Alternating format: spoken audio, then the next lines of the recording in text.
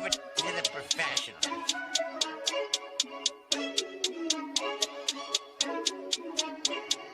Blessed by Gandhi, blah, blah, blah.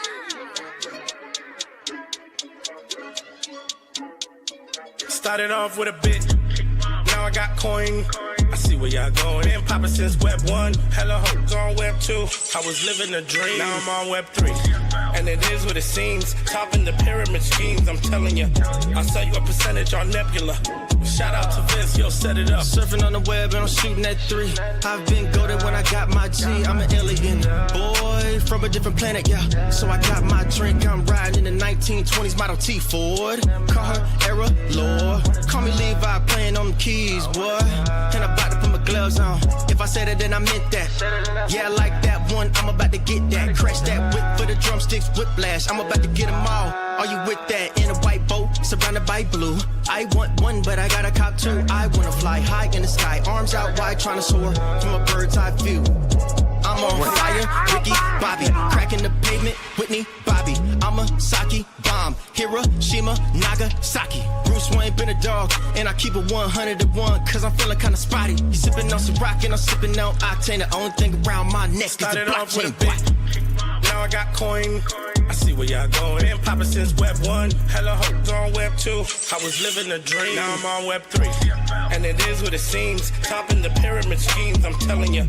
I'll sell you a percentage on Nebula. Shout out to Vince, yo, set it up. NFT, Twitter, blockchain. Seeing with the ghosts and we ballin' like LeBron James. Crypto.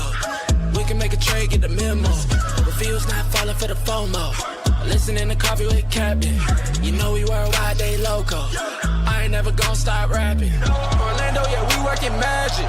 We rocking Ethereum entities. I just went and caught me a half base. Man, I gotta shout out Started the off with a board. bit, now I got coin. I see where y'all going. Been poppin' since Web 1, hella hoes on Web 2. I was living a dream, now I'm on Web 3. And it is what it seems, topping the pyramid schemes, I'm telling you. I'll sell you a percentage on Nebula.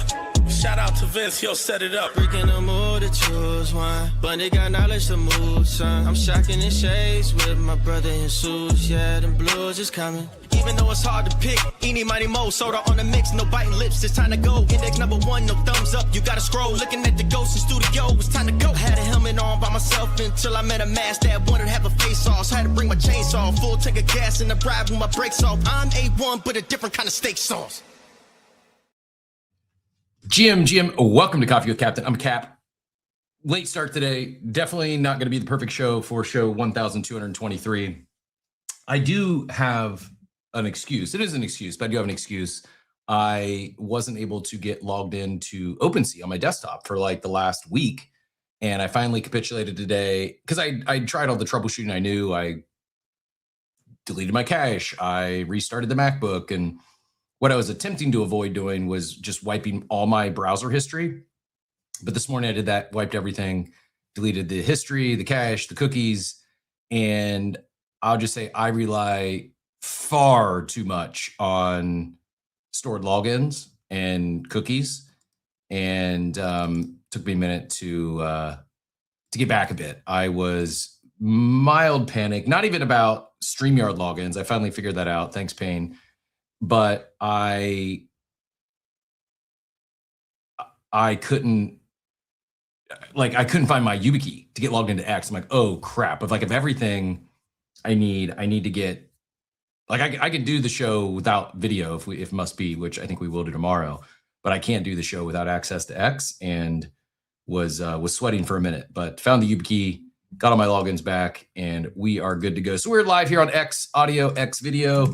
We're live on Abstract as well as YouTube.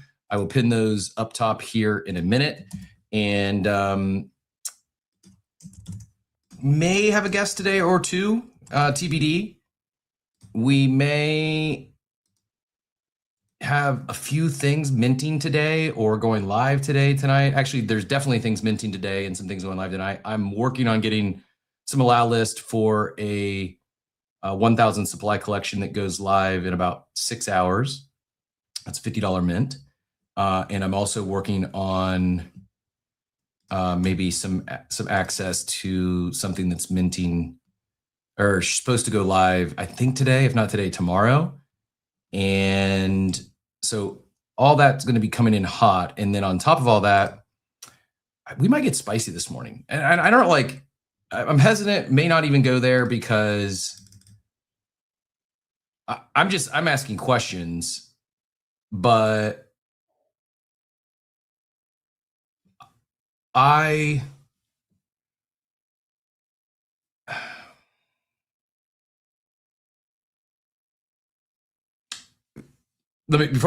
debating on how I go here because I can already tell based on a post I just made that some people are going to like take this as if I'm supporting a particular collection or an individual's actions.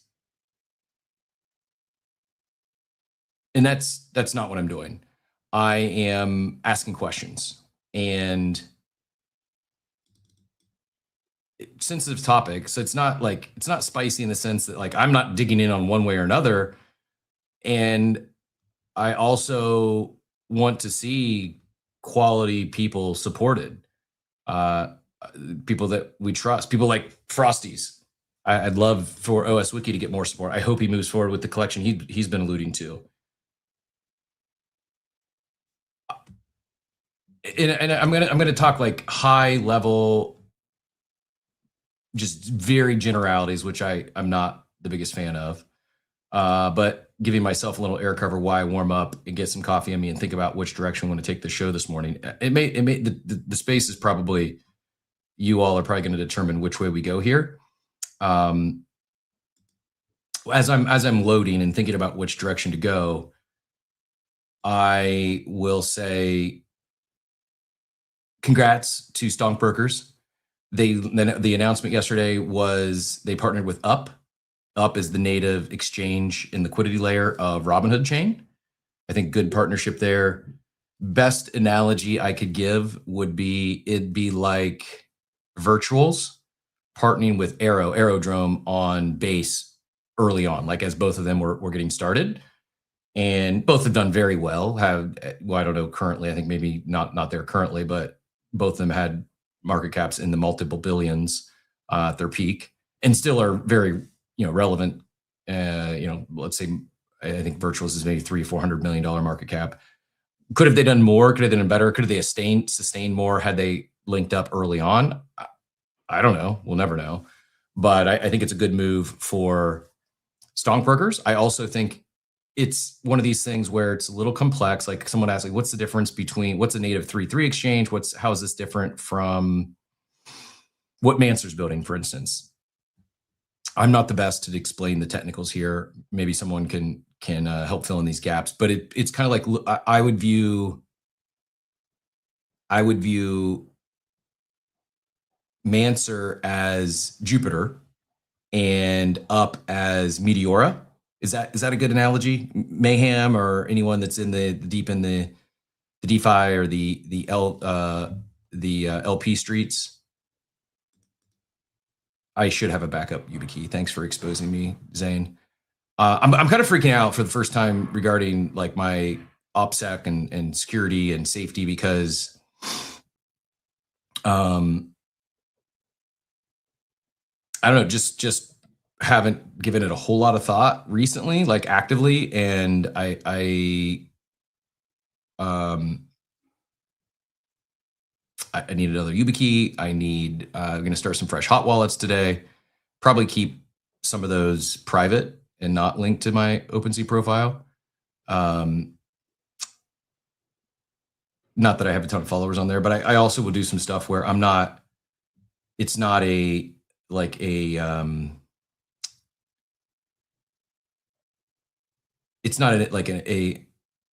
investment per se or something it's not a trade or like for instance, last night I swapped, I don't know, I had like $20 of Cash Cat or one of those Robinhood memes, and I swapped that into Up after it had pumped a bunch. It's not a trade there. Like don't follow me into that. It had just pumped like 300% on the day. I simply did it so it's just easier for me to track instead of going and copy pasting the contract or favoriting the contract. I just get a little bag of dust and I may very well re-enter. I may enter up with some size. I'm going to explore the platform, use it a little bit today.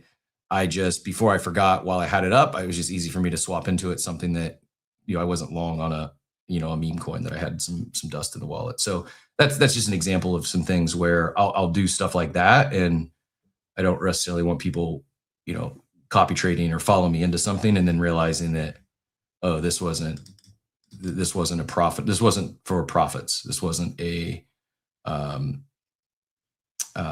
wasn't like an alpha call or something that I'm expecting to make money on. Zane, I didn't have Klano in mind. I thought I saw your post and I was like, okay, I'm going to do this. And I just ran out of time this morning. Otherwise, I was absolutely going to lean into, I was going to lean into the uniforms. I was going to cosplay this morning as another collection. I thought the first thing that popped in my head was like, oh, I got a hoodie. I could maybe pull off a Chainmancers with no prep time. But yeah, I just ran out of time with the computer wipe this morning and having to start over.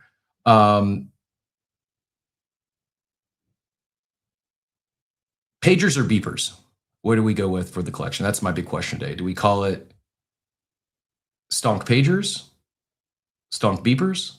I think stonk beepers because of the B in broker, but I don't know if everyone knows what a beeper is. What is more? What is like the kid? What do the kids know? They probably resonate more with pager than beeper. I really don't know.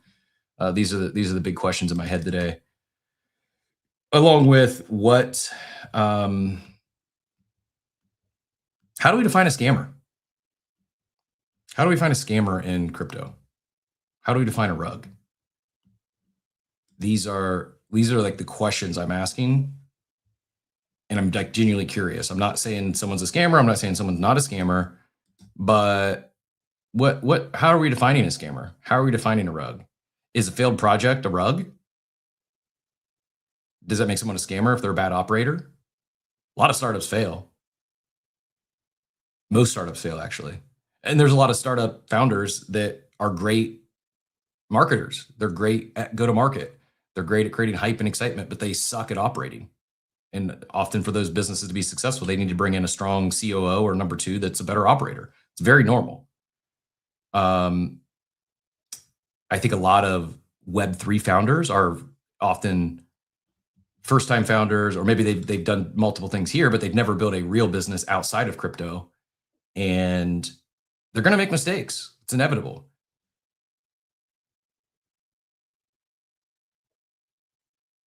Lawyer says a 10K penguin collection is not a startup, respectfully. Is it not though? Like, I don't understand this take. I mean, Pudgy Penguin, if per them, their target is to do $100 million in revenue this year. That seems like a pretty successful startup.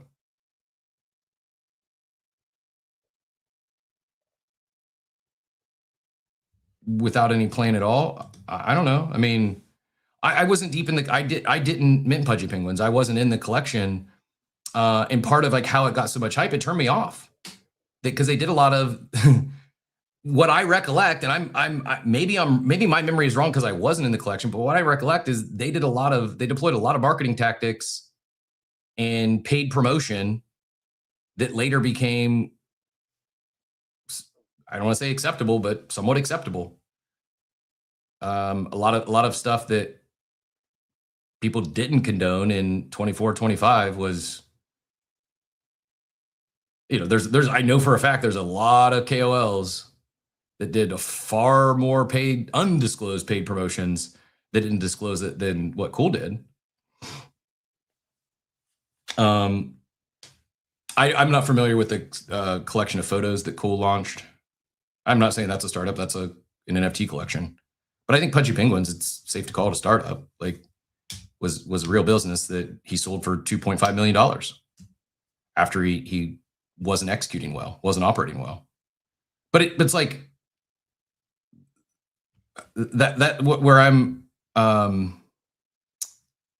this is my question: like, what makes him a scammer? I'm genuinely asking a question. I'm not trying to be smart. I'm not saying he's not a scammer. I'm because if you my timeline this morning, it reads as if the consensus is that Cole is like an evil villain scammer.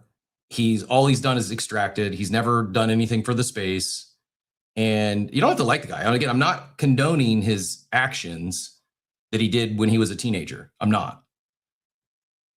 I also didn't mint Pudgy Penguins. I bought a Pudgy Penguin and I later sold one after I bought it after Cole, and I later sold it.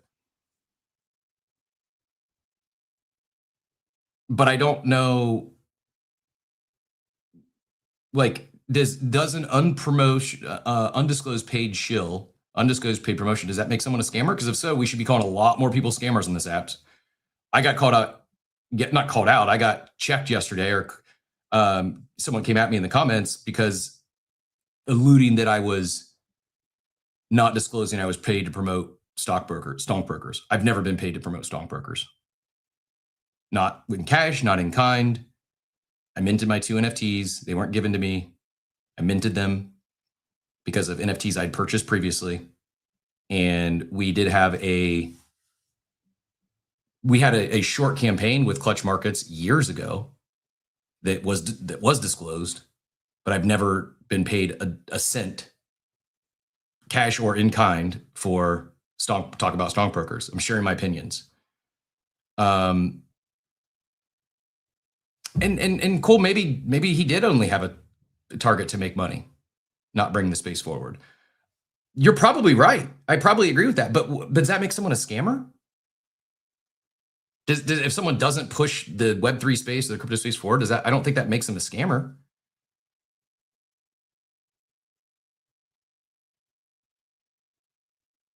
I did do the research. I did the research of what he's done. I did it this morning, and I'm asking because there's got to be more. I'm assuming there's more out there that I'm not aware of. Like, I wasn't aware of a photography collection. Again, I don't think that makes someone a scammer, but I wasn't aware of this collection. Kaido Dan reposted the comment the post I made this morning, and says the line between scammer and builder in crypto is thin, way too thin. Builder tries many times, fails, ignored many times, wins sometimes. Scammer tries many times, fails, ignored many times, wins sometimes. One universal constant: price go up, they're a genius; price go down, they're a scammer. We try to find scapegoats, but there's always worse actors in shadows playing it nice in public. We're all part of this, one way or the other. Only way to help us see who people really are, it's intention. I do believe there's probably a spectrum here. I do believe that there's some people who are purely good actors and really truly desire to push the space forward, and everything they're going to do is for the greater good. And there's others that are straight scammers, and they're here just to scam and extract. The Sahil, the meme coin, celebrity coin scammer. There's others that, we just had a Merriman rug. Like, that's a rug. That's a scammer. There's going to be a lot more scammers popping up now that things are heating up on chain. Maybe it's cool. Maybe Cool is a scammer. Maybe he is just extracting, and he made $1.2 million on a mint last night, and he moves it all to his personal wallet, and he shuts down and rugs the Discord tomorrow and stops paying for the website. Maybe. I don't know. I just think it's really interesting to me how some people, we just agree this person's a scammer, and yet others do the same, literally the same stuff. And they're put on a pedestal and talked about as like they're so great for the space. And I'm going to get myself in trouble if I start making comments, because some of these people are like, for as much as it's almost universally accepted that Cole is a scammer, it's also universally accepted that some of these other people that did very similar stuff are great people and great for the space, and they're pushing the space forward. And they might be. That's why I said it's very like a fuzzy area. And at the end of the day, like, I don't,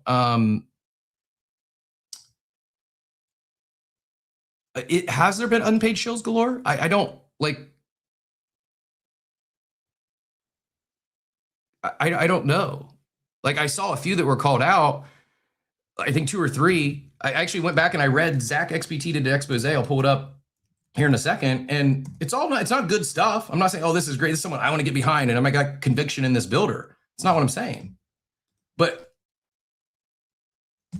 I'll pull it up. We can go through it here on the stage because I couldn't find anything else. I'm like, this is why this guy is a villain.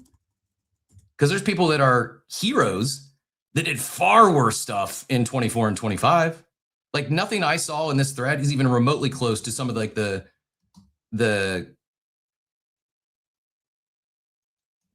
bundled tokens deployed from the trenches, selling off, dumping on their followers off side tokens. Like a lot of stuff took place. Again, I'm not going to name names because I'm not trying to get myself in trouble. And some of these people that do this, they don't do it anymore. But we all knew they were doing it unpaid because we were all in the same campaigns and we disclosed and they wouldn't. And I know they weren't doing it out of the good of their heart to push the space forward. Like, and we're all represented by the same agencies. So again, I'm not trying to like, it's not my place. DYOR, do your own research. I'm not trying to throw mud at other people or take shots at people. I'm not envious. I'm not jealous. I just, I know for a fact it happened. When you talk about like, oh, he's a scammer because he did unpaid shills. My response was there was a lot of people doing unpaid shills in 21, 22. I didn't. But there was no paid promotion disclosure button on X. There wasn't a big deal about it. A lot of people did it, and some people got caught out on it. Others didn't. And then, like, it went from like, I remember people like almost canceled Farouk over, I think it was garbage or invisible friends or garbage friends, or maybe it was art gobblers. One of those, like he got some free ones for hosting them on a space. Sold him for 10, 20 ETH and they gave him a real hard time over it. And then we went into like the InfoFi error. And again, I know this to be true. It's not me speculating or guessing. I know this to be true because, well, in some cases they've told me. In other cases, I either accepted or turned down campaigns because the only way that you were going to get the campaign is if you agreed not to disclose that it was a paid promo. And I'm like, no, I'm not playing that game. Not interested. Thanks, but no thanks. And others, like some of these, they've also admitted it now that, oh, they made a mistake. They promoted something. It was paid. They didn't disclose it. They're going to do it going forward. But they did this dozens, if not hundreds of times over 23, 24, 25, and then admitted to it. And no big deal. They're still treated. It's just like no one calls them a serial con artist because they didn't disclose their promotions. I don't know what Party Degens was. Was that a cool project? Burb asked, what's the difference between shilling your bags and paid shills? Good question.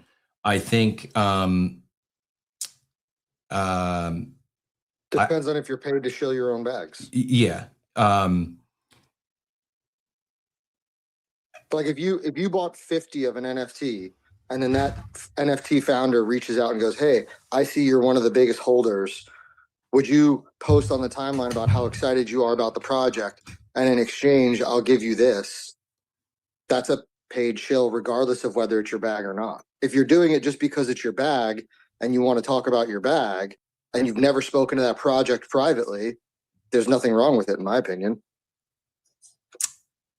I mean, that's like me posting about like if I got a new Tesla and I just want to post about how much I love my new Tesla, there's nothing wrong with that. If Tesla reaches out to me and says, we want to pay you to post about your Tesla, and I don't tell people that I'm posting about my Tesla. Right? Yes. Like it's no different. Yeah. Great take. I've got a buddy who does,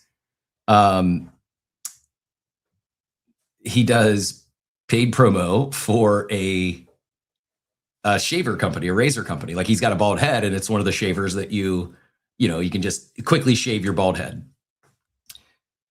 And he's like a brand ambassador for them. And he discloses it's an ad when he does it, but I don't think he gets paid a ton. It's like they probably gave him some free razors and stuff. And but yeah, that's a paid promo versus, oh, I'm just going to put this video out there of this razor because I really like it.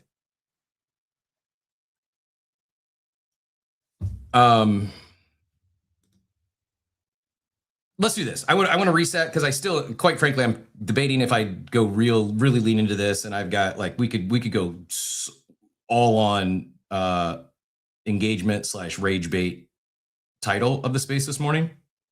I've got a few in mind that would just absolutely get a lot of the people really worked up, and bring some people in on probably maybe both sides of the conversation, or maybe everyone wants to burn coal at the stake. I don't know. Again, disclaimering. I don't like it is if Cole was doing around raising funds, am I interested in that? I'm not. But as Zach's thread that I just pulled up says, let's examine Cole Ethereum. That's what I'm like. I just like to have a conversation around let's examine him. And so like so people said he minted a few projects before Pudgy Penguins. Some of them were free. I think my effing pickle was like 0.01 ETH, if I'm not mistaken. And then Pudgy's minted for 0.03. My effing pickle was if you were investing in my effing pickle because you thought it was going to be the next great thing to push the Web3 space forward, that's on you.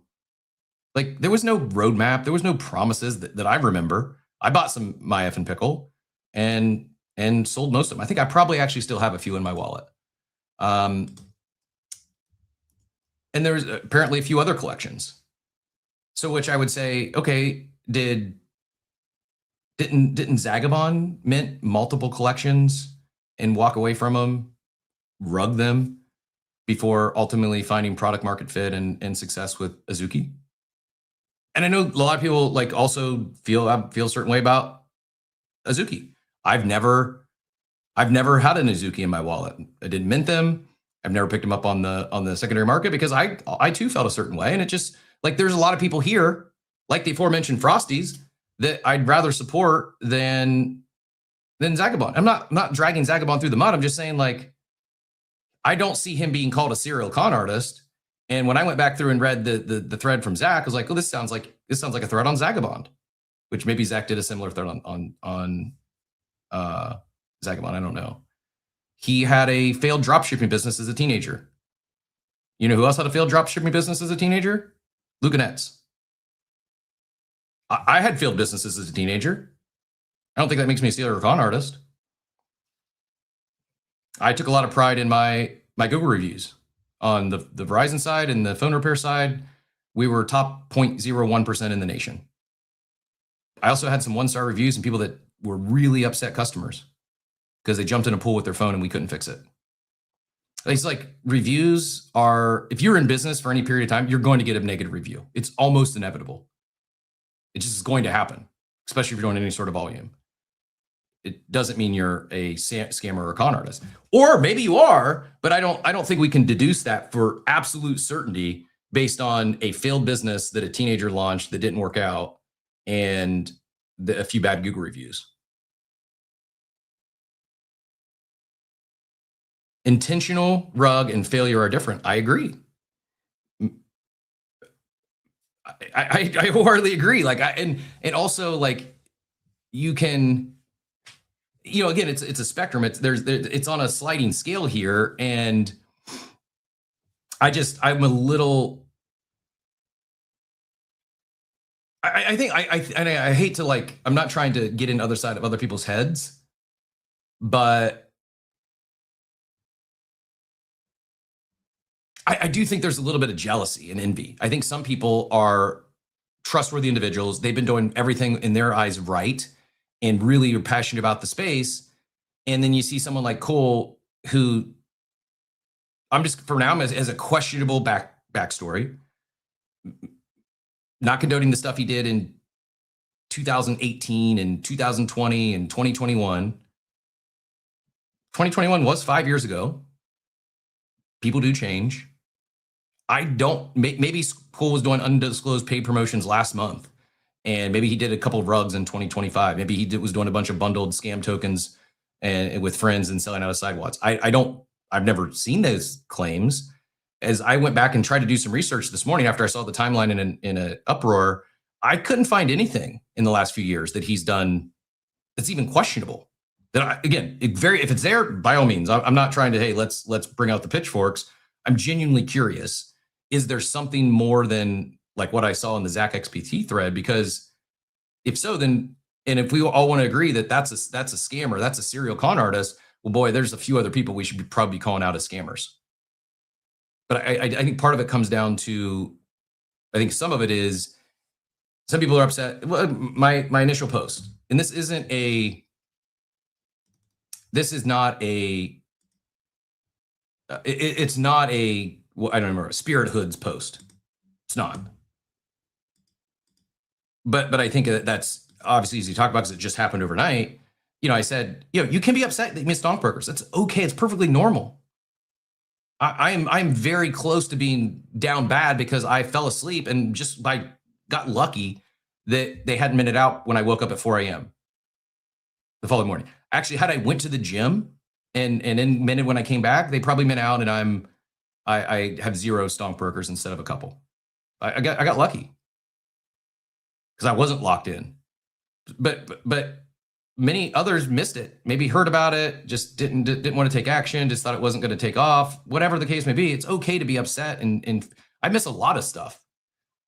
It's perfectly normal. It's okay to be upset. It's also, if you're mad that Cole minted out a 44,000 collection and made over $1 million, it's okay that frustrates you. That's a normal reaction to have for someone that is a builder of high integrity. And you could spend all day today complaining and calling him a scammer and fudding stockbrokers and say it's all going to go to 0. But what if it doesn't?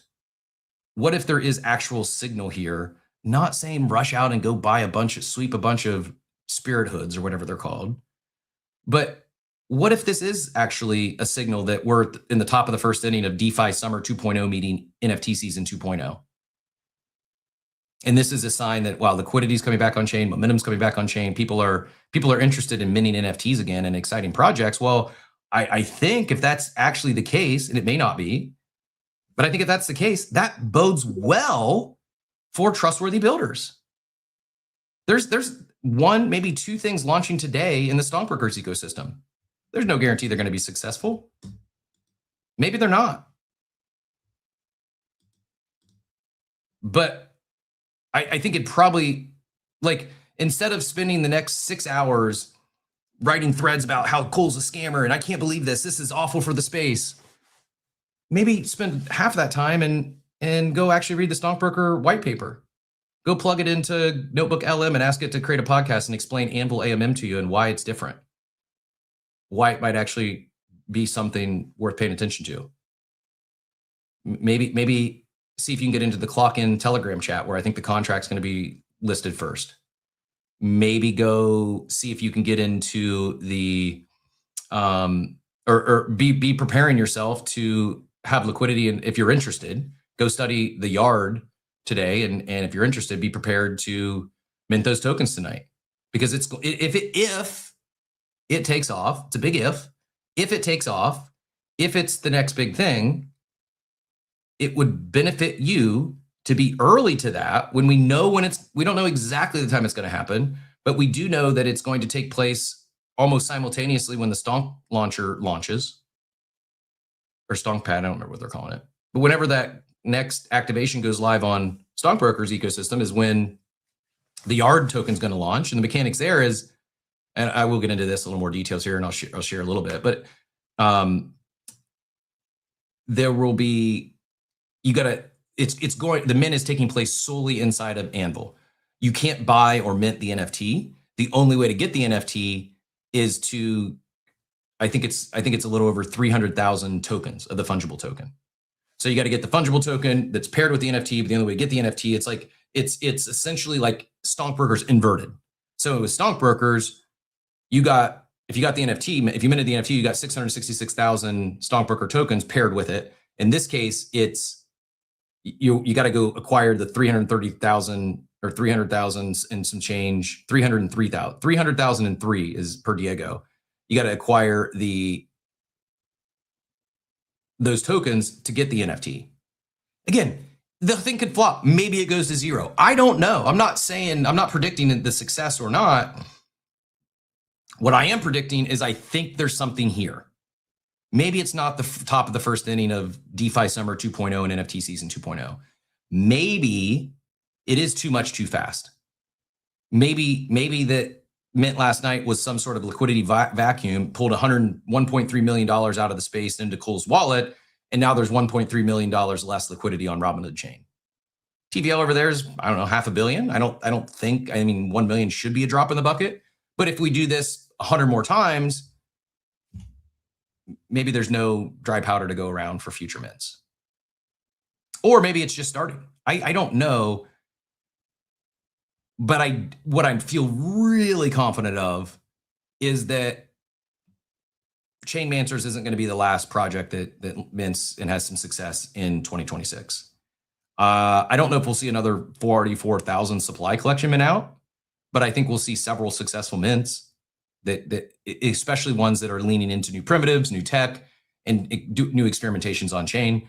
I don't know anything about Spirit Hood yet. I heard there's going to be some sort of burn mechanic that would bring that 44,000 supply down, but I don't know. And it's not really that deep to me. Full disclosure, I did get to this morning, I had 2 Stonkbrokers in my wallet. Or excuse me, well, I did have that too, but I had 2 Spirit Hoods in my wallet. There was nothing, there was no considerations offered. I have no obligations or commitments. Again,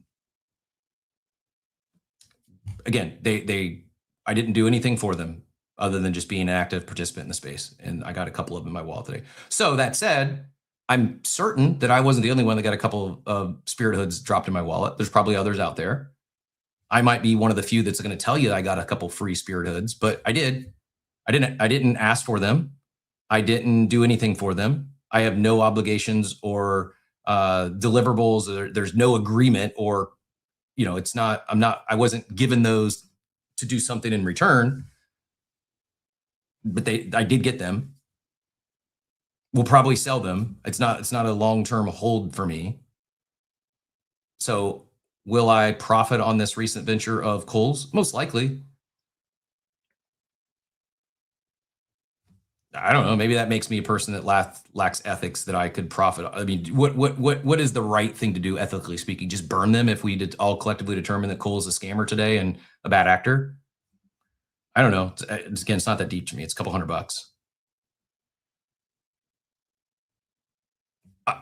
I think this is like, I'm not singling out Diablito here. I am actually. Only because I care about him and I like him. He says, I'm not following all the Robinhood stuff. Don't know that I had the energy to figure it out. Feel myself slipping away from the space somewhat. You're not the only one. A lot of people are. And you know what? I think there's some people who are kind of feeling a certain way, and this Cole mint might have pushed him over the edge. That's why I'm pushing back. That's why I'm having this conversation, because what I don't want to see is good people, good participants, people who've been here grinding. Maybe you missed 21, 22, and you showed up after the mania, and you've been here and you've been doing all the things, you've been active, you've been participating, and just things haven't hit yet.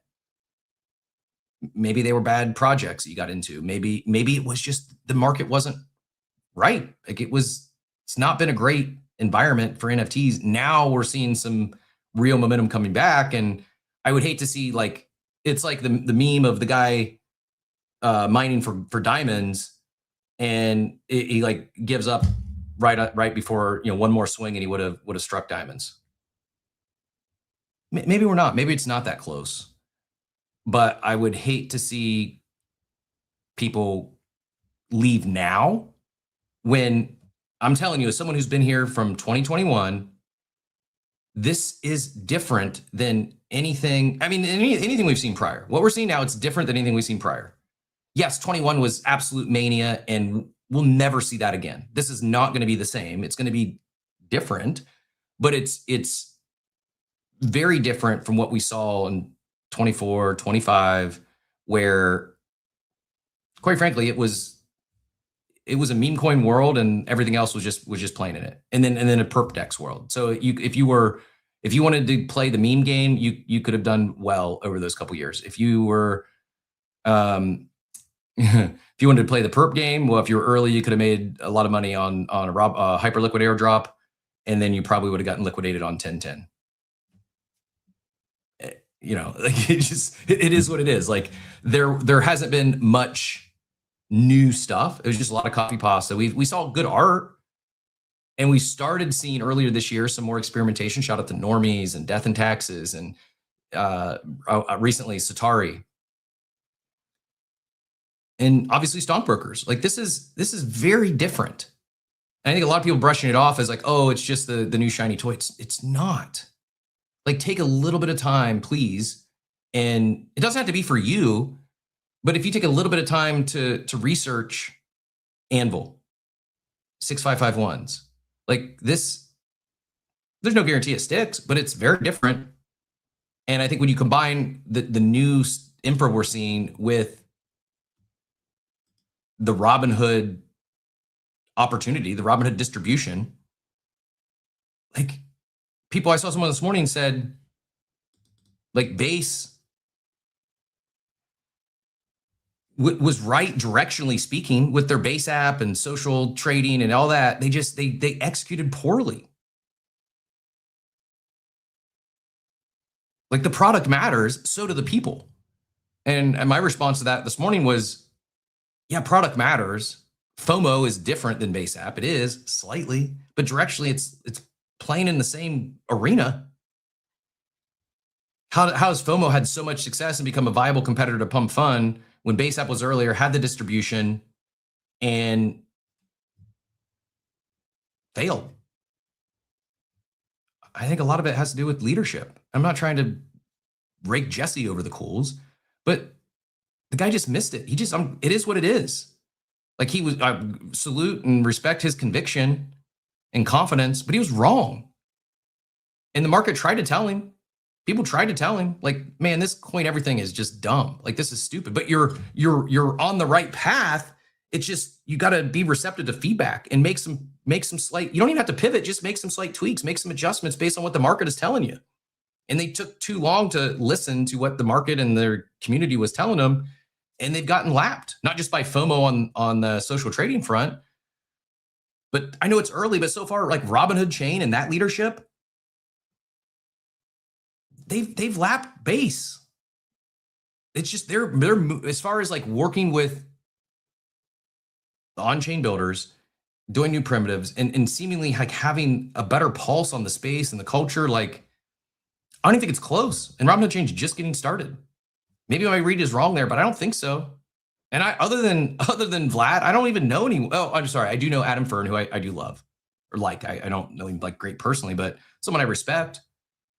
So like, I think the Robinhood Chain, like, we all got really excited about Base and how many, such an incredible onboarding mechanism, they such an incredible onboarding mechanism they could be with their top of funnel and their millions of retail users. Robinhood's a bigger company than Coinbase. So many people got so excited about Base. And hey, Base has done well. Like, Base is still a very viable chain. So why are we just going to brush off Robinhood Chain like it's just the next L2? It's not going to last. This thing, everything's going to speed run to zero. Won't be a going concern in a few months. Why do we think that? Because other L2s have failed? Because Monad hasn't really done much? Because Mega ETH, despite focusing on builders, just didn't click? I don't know why. Speed isn't just enough. Product matters. The apps matter. The dApps matter. You got to have something that's a flagship thing that's going to differentiate you from other chains in a very competitive world. And Robinhood has that with their retail base, if nothing else. And the fact that we're seeing new primitives launch, like Anvil with stockbrokers and this stuff being, on Robinhood Chain, like, we're seeing new stuff there that is really exciting. This partnership yesterday, like I said, it would have been if Virtuals and Aerodrome partnered up in like their first month of operation.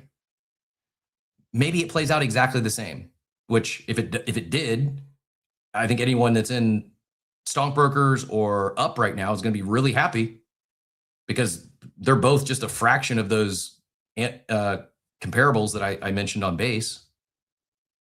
Robinhood Chain is still, while it's, as far as growth and recent activity, it's crushing. But as far as like, you look at total TVL and any other like measurable metrics, it's like Base is still winning for now. I don't see a world where Base or Robinhood don't exist. Like, I think they're both going to be around for decades to come for many different reasons. And I don't know if that's true. I'm certain that's not true for all L2s. I don't know if it's true for many L2s or new L1s. I think Solana and Ethereum have secured their space in the on-chain builder world. I think Hyperliquid has. And I think Base and Robinhood Chain have.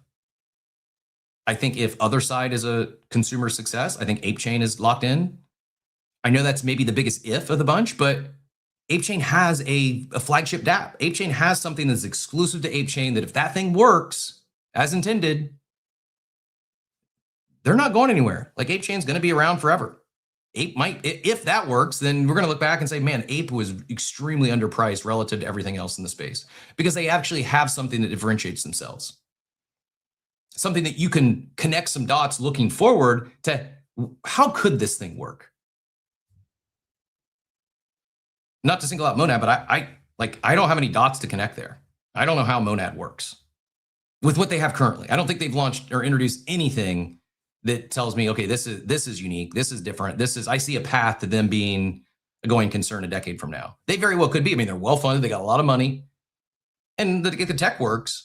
But it's a very competitive space. And I think, again, the product matters. I got to think who sent this post because I would, if I'm going to parrot it, I should, I think it was maybe ICOBs. Yes. Monad has Monad cards. Thank you for the airdrop, Monad. It was ICOB. Says, feels like everyone was screeching for the last year that distribution is the only thing that matters in the age of AI. I'm not convinced. I think product plays a lot larger role than people realize. My case study is the Base app in late 24, 25.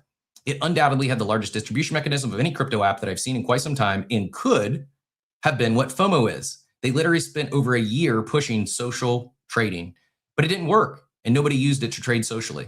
That's because the product was totally wrong. It's nuanced, but they were directionally correct on the product vision and social trading.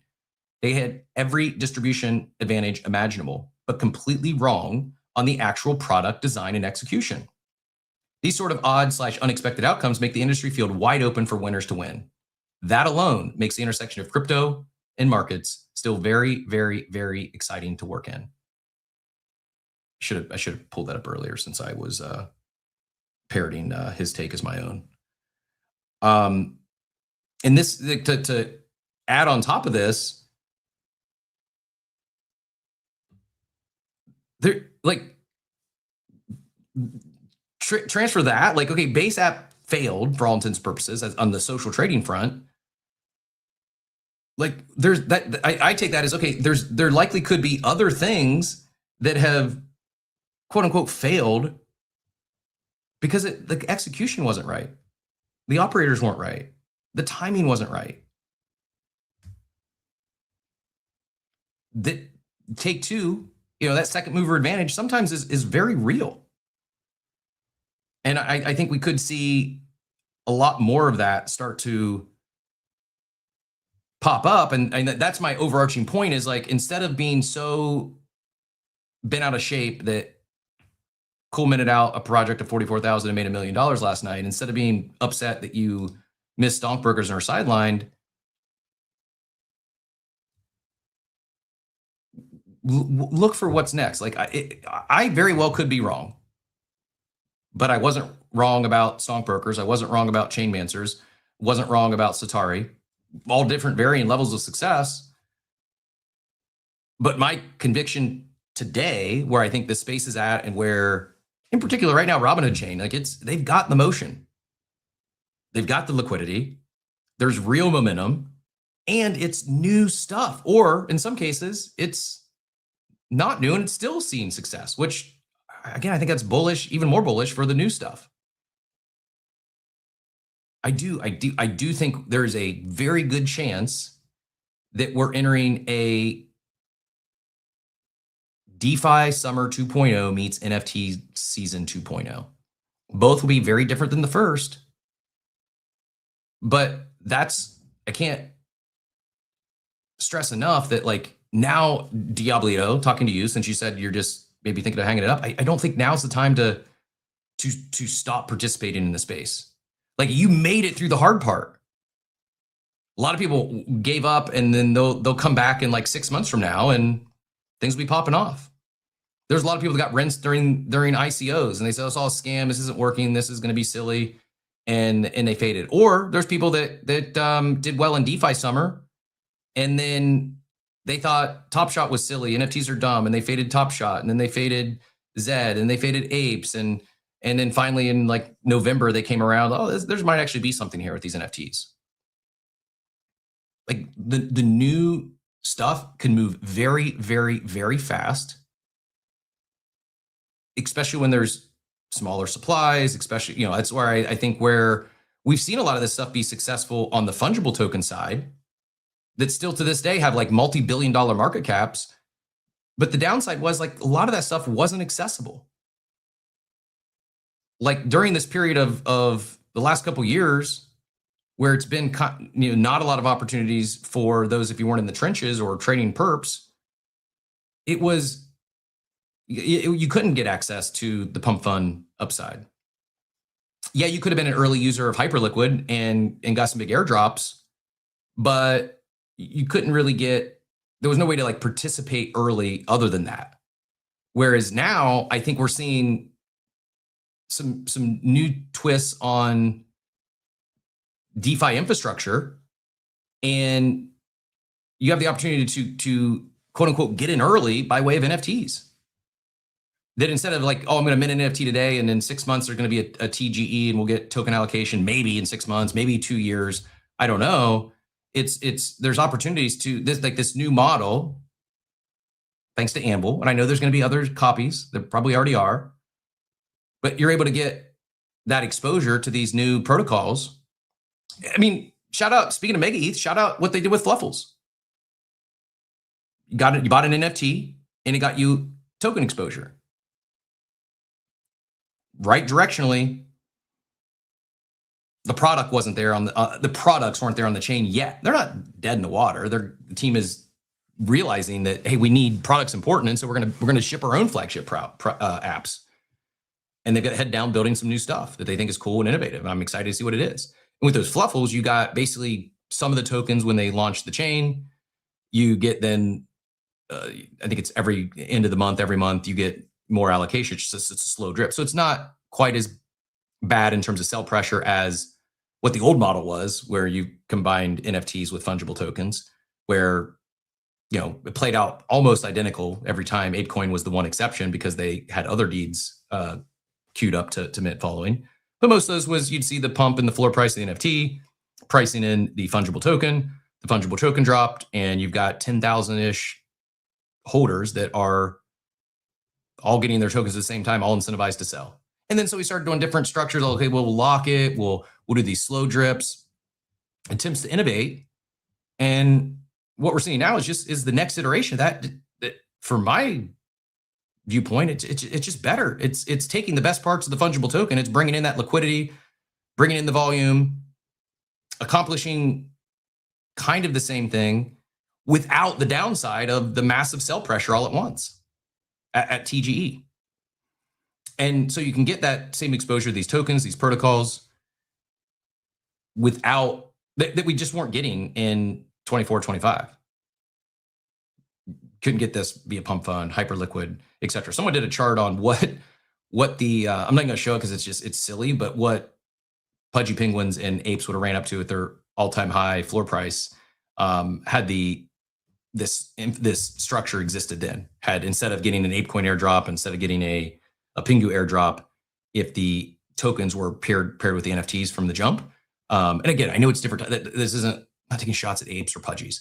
It's just it's different, and I think it's new and improved. I'm excited to see what's next. I'm excited for the builders, and so when I go on this monologue this morning, I'm doing so with an attempt to inspire more builders to not get distracted or frustrated by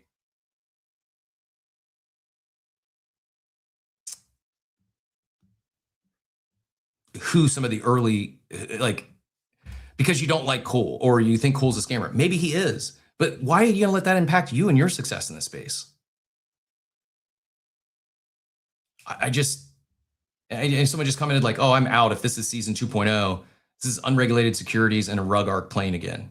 Man, it's just like you're missing the forest through the trees there. You might be right on some of them, but I'm telling you, it's not all. This is like the so many people they view Stomper like, oh, it's just because of RWAs. It's just because of tokenized equities. It's not. That's just a minor feature. It's not the product. It's not why they're having success. It's not why there's so much upside in that ecosystem. And it's not that. I know it's complex. I know it's different. I know the website is really hard to understand everything. I'm still understanding. I still don't get it all. But that's not it. Is it make sense for them to lean into that as a feature because of Robinhood Chain's focus? Probably, yeah. But like, then let's talk about Manser. I don't think Michael's rugging. Is Jupiter a rug or a scam or the same thing? No, Jupiter's like massively successful, but none of us got exposure early to that. Like you had the opportunity with Manser. I didn't realize that what Jupiter did previously, you couldn't do on EVM chains. Now you're going to be able to do that with Manser. Seems like a pretty decent deal. That may work. That doesn't sound like a rug or unregulated securities to me. But so many people are focused on that because they missed out or they don't like Cool, that I'm concerned that's going to cost them significant opportunities, potentially significant wins and significant upside over the next 3, 4, 5, 6, 12 months. I don't know. I was trying to do some math this morning. Like things really started popping off in January of 21, at least for me, that's when I entered. And I think we had probably like 18 months.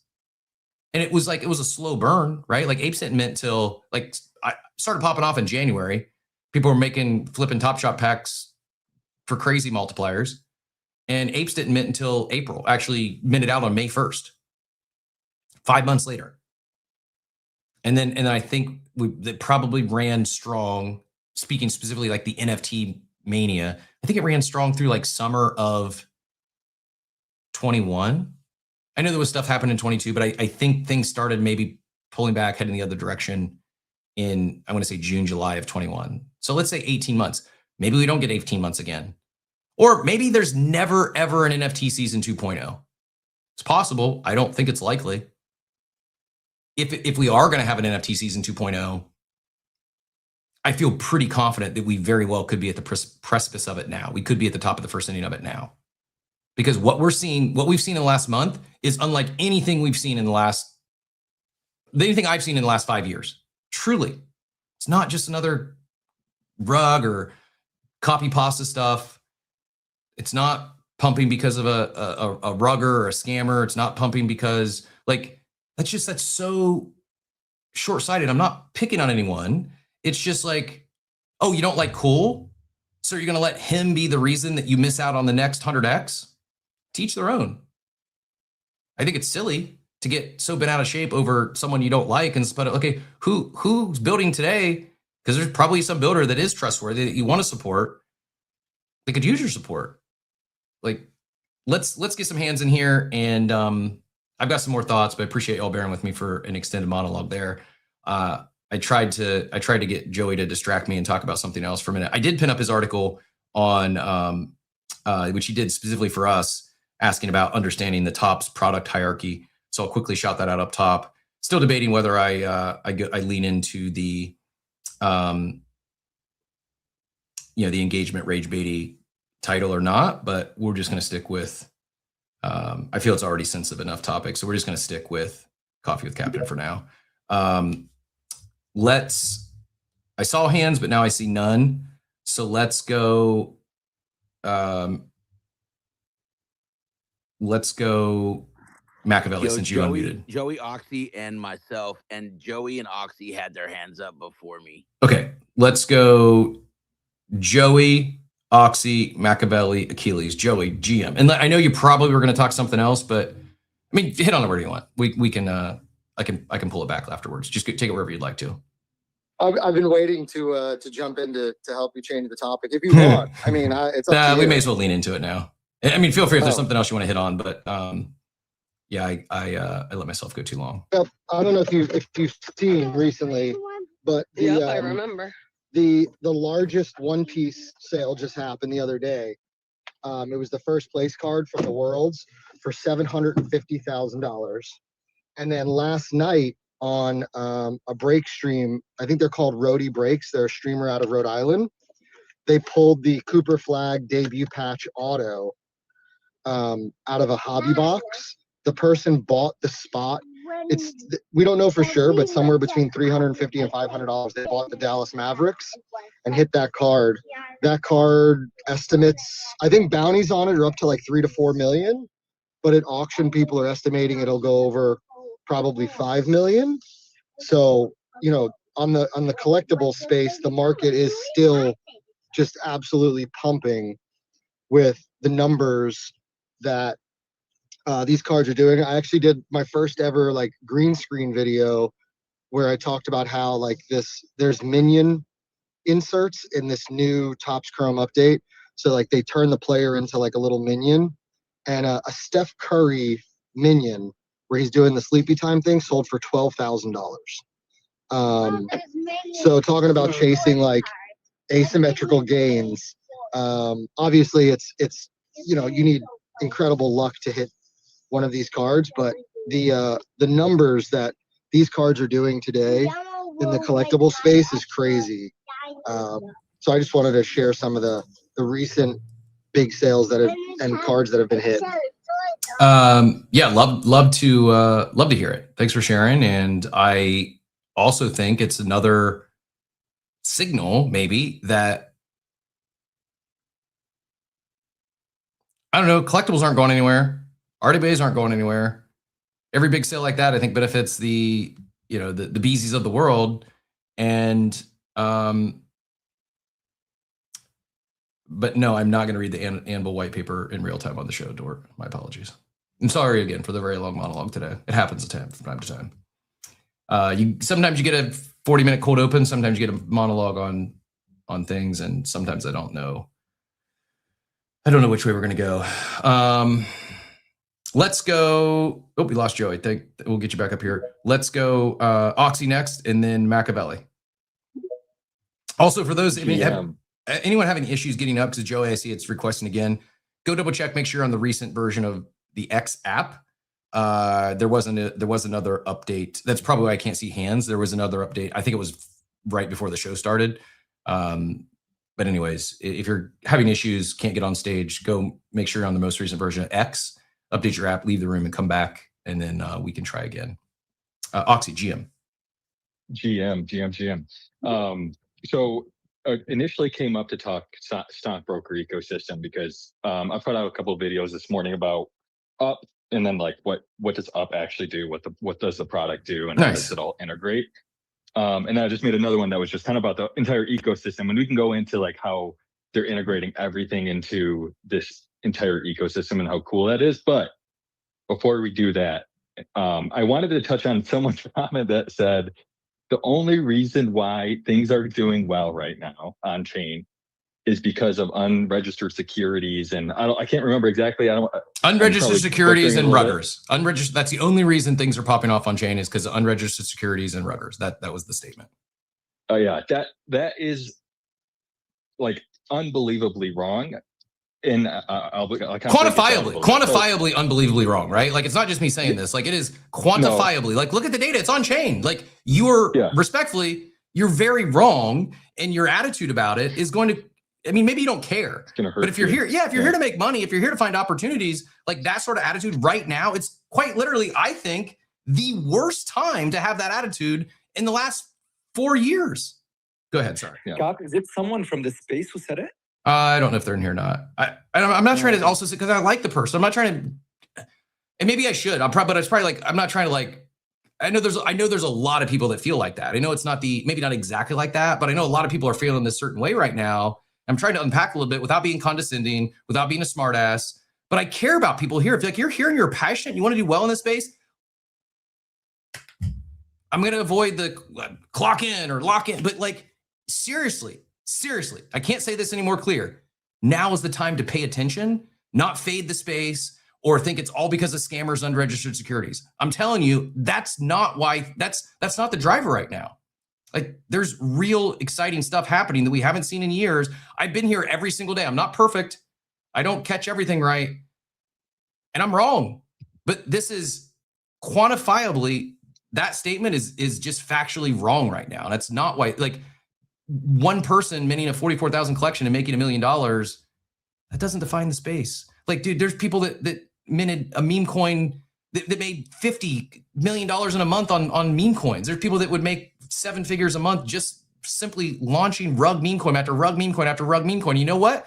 These people are paraded on Twitter. They're applauded. Oh, I'll shout out Orangey. Orangey's made millions of dollars in this space. Has a paid trading group, launches a lot of meme coins. Longest time he's ever held a meme coin is, I think he said 35 minutes. That's insanity.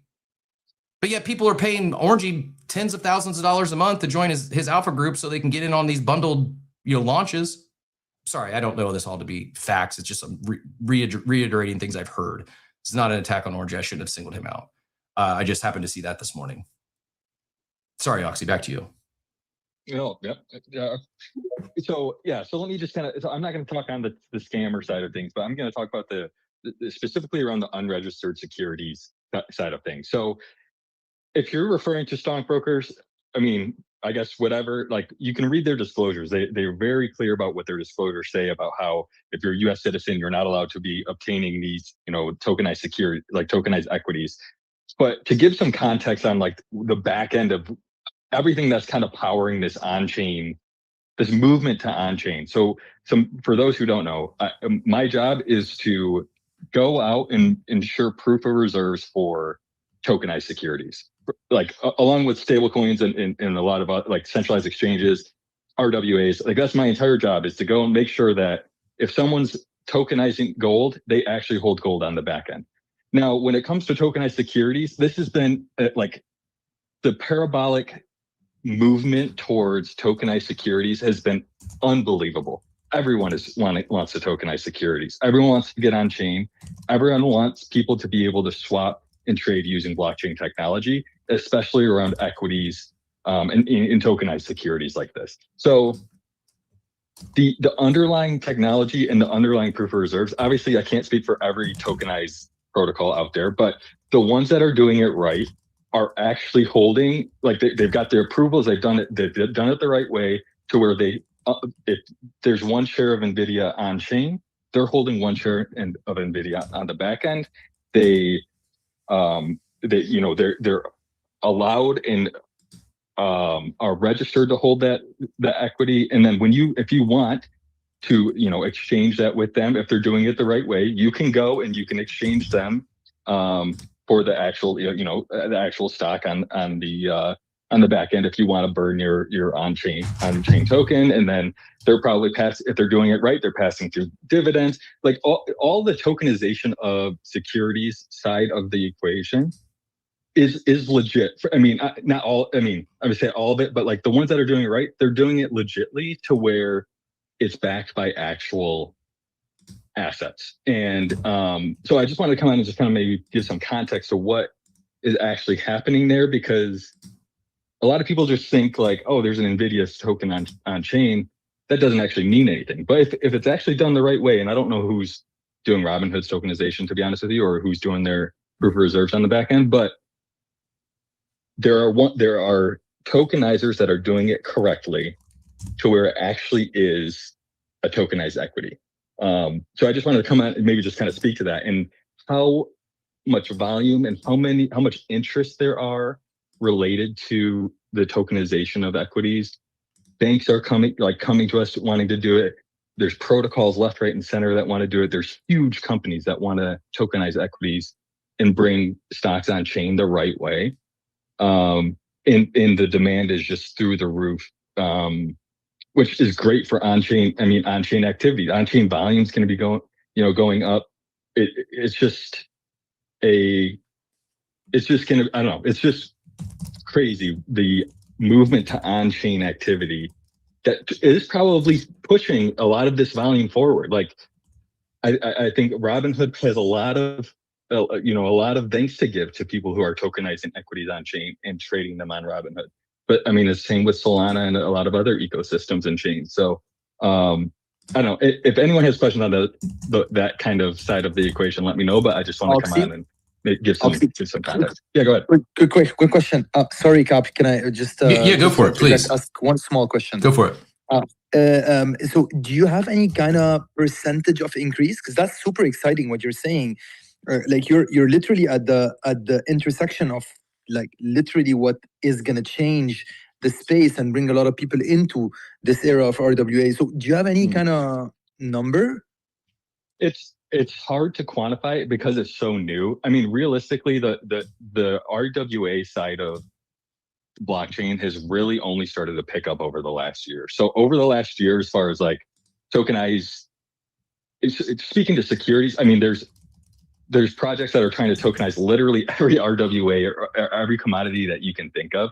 They're trying to tokenize it so that you can swap it on chain. So you've seen gold and silver and copper and all the different types of minerals. But then on the tokenized security side of things, I mean, I think just the last probably 6 months, we've talked to probably 4 or 5 different companies trying to do it. And that's 100% more than it was last year. And I'm sure we're only talking to a very, very small, portion of the market. I think everyone, and when I say everyone, it's going to be, I think huge banks are all going to want to like tokenize in some way, shape, or form. I think like companies like the NASDAQ or like trading platforms like, the NASDAQ and all those different trading platforms are going to want to tokenize for a lot of reasons. One, it's faster and it's cheaper. 2, they want to move towards 24/7 trading. I mean, there's been announcements after announcements about that, and I think on-chain is the way to do that. But I think, I don't know, I guess to answer your question, it's hard to quantify because 100% is a good answer because last year there was very few. So yeah, I apologize. I'm not giving you a great answer, but it's immense. No, it's definitely a big thing because like I've been seeing it with companies from a legal side. I've been seeing a lot of requests for people who want to do the infrastructure for this, and so that's why I do believe this is a major thing. I just wanted to see if you had some kind of number, but I agree with you. It's super recent, so it's not easy to quantify or see like any kind of year-on-year growth or like increase.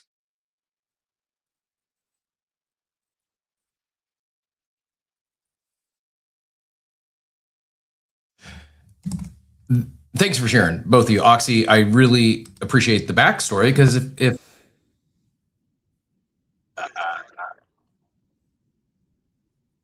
sorry, today's start got me all twisted up in a pretzel. We will strive for perfect show on episode 1224. It's not going to be today. For anyone that keeps tuning in hopes of the perfect show, thank you all very much for the ongoing support. I do appreciate it. We're live here every Monday through Friday at 8 a.m. Eastern time. You can find us on X Audio, X Video, Spaces, Abstract, YouTube, and but you're probably not going to find a perfect show. That keeps me coming back. Once I hit a perfect show, I got to consider is it time to hang it up. But it's not going to be today, so no worries. We'll be back tomorrow at 8. I finally did pin all those links up top, by the way. We're going to stick, I think, with the generic title for now. Although I'm certain the ideas in my head could probably quadruple our live audience, but I'm not trying to. I'm not trying. It would just also be taken out of context. I'm near certain. So just like I'm sure some people are, because I've been bringing up this conversation today. But back to what Oxy shared is like. This activity, this NFT season 2.0, this DeFi 2.0 meets NFT 2.0 right now on Robinhood chain. It's not just Robinhood chain, but it's where the motion's at. It's so much bigger than us. It's so much bigger than a 44,000 supply NFT collection from someone you don't like. It's so much bigger than us. So just please don't let that be the reason. I understand. Hey, I'm not saying you go buy these or don't buy these. Like, no, you're not forced to buy anything here. My request is don't let that or missing something else be the reason you leave the space or prevent you from exploring some of this new stuff that is new. And you heard it from Oxy, who does this for a living. It's his day job. Like, it's not unregistered securities that are driving this. In fact, it's actual tokenized equities. Now, Robinhood Chain, in my understanding, still is kind of in a gray area in both the US and the UK when it comes to some of this stuff. I'm not an attorney. I've never worked for the SEC. I don't know how this plays out. But I have a little bit of confidence in Robinhood being a publicly traded company that while they may not have all their I's dotted and T's crossed, I don't know, I trust them to do their research and compliance than some random new startup L2. And we're seeing this from people with much more capital than us. Institutions, like everything Oxy just said, it's happening. And even if it's not your day job, like you can look at the activity on Robinhood. I'll pull up some data now in a second. We'll go there, but it like makes me sad that I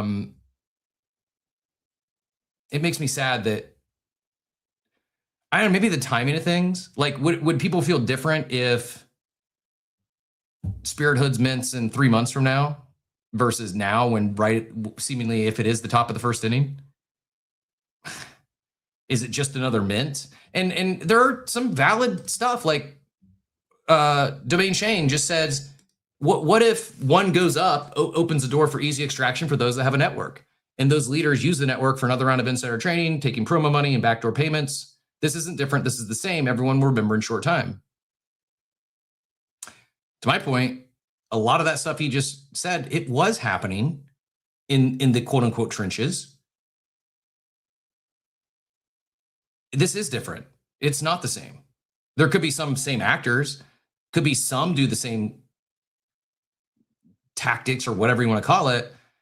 And yeah, people will remember, but it's just like, I believe there's probably been more extraction in the last few years than there ever was in NFT season.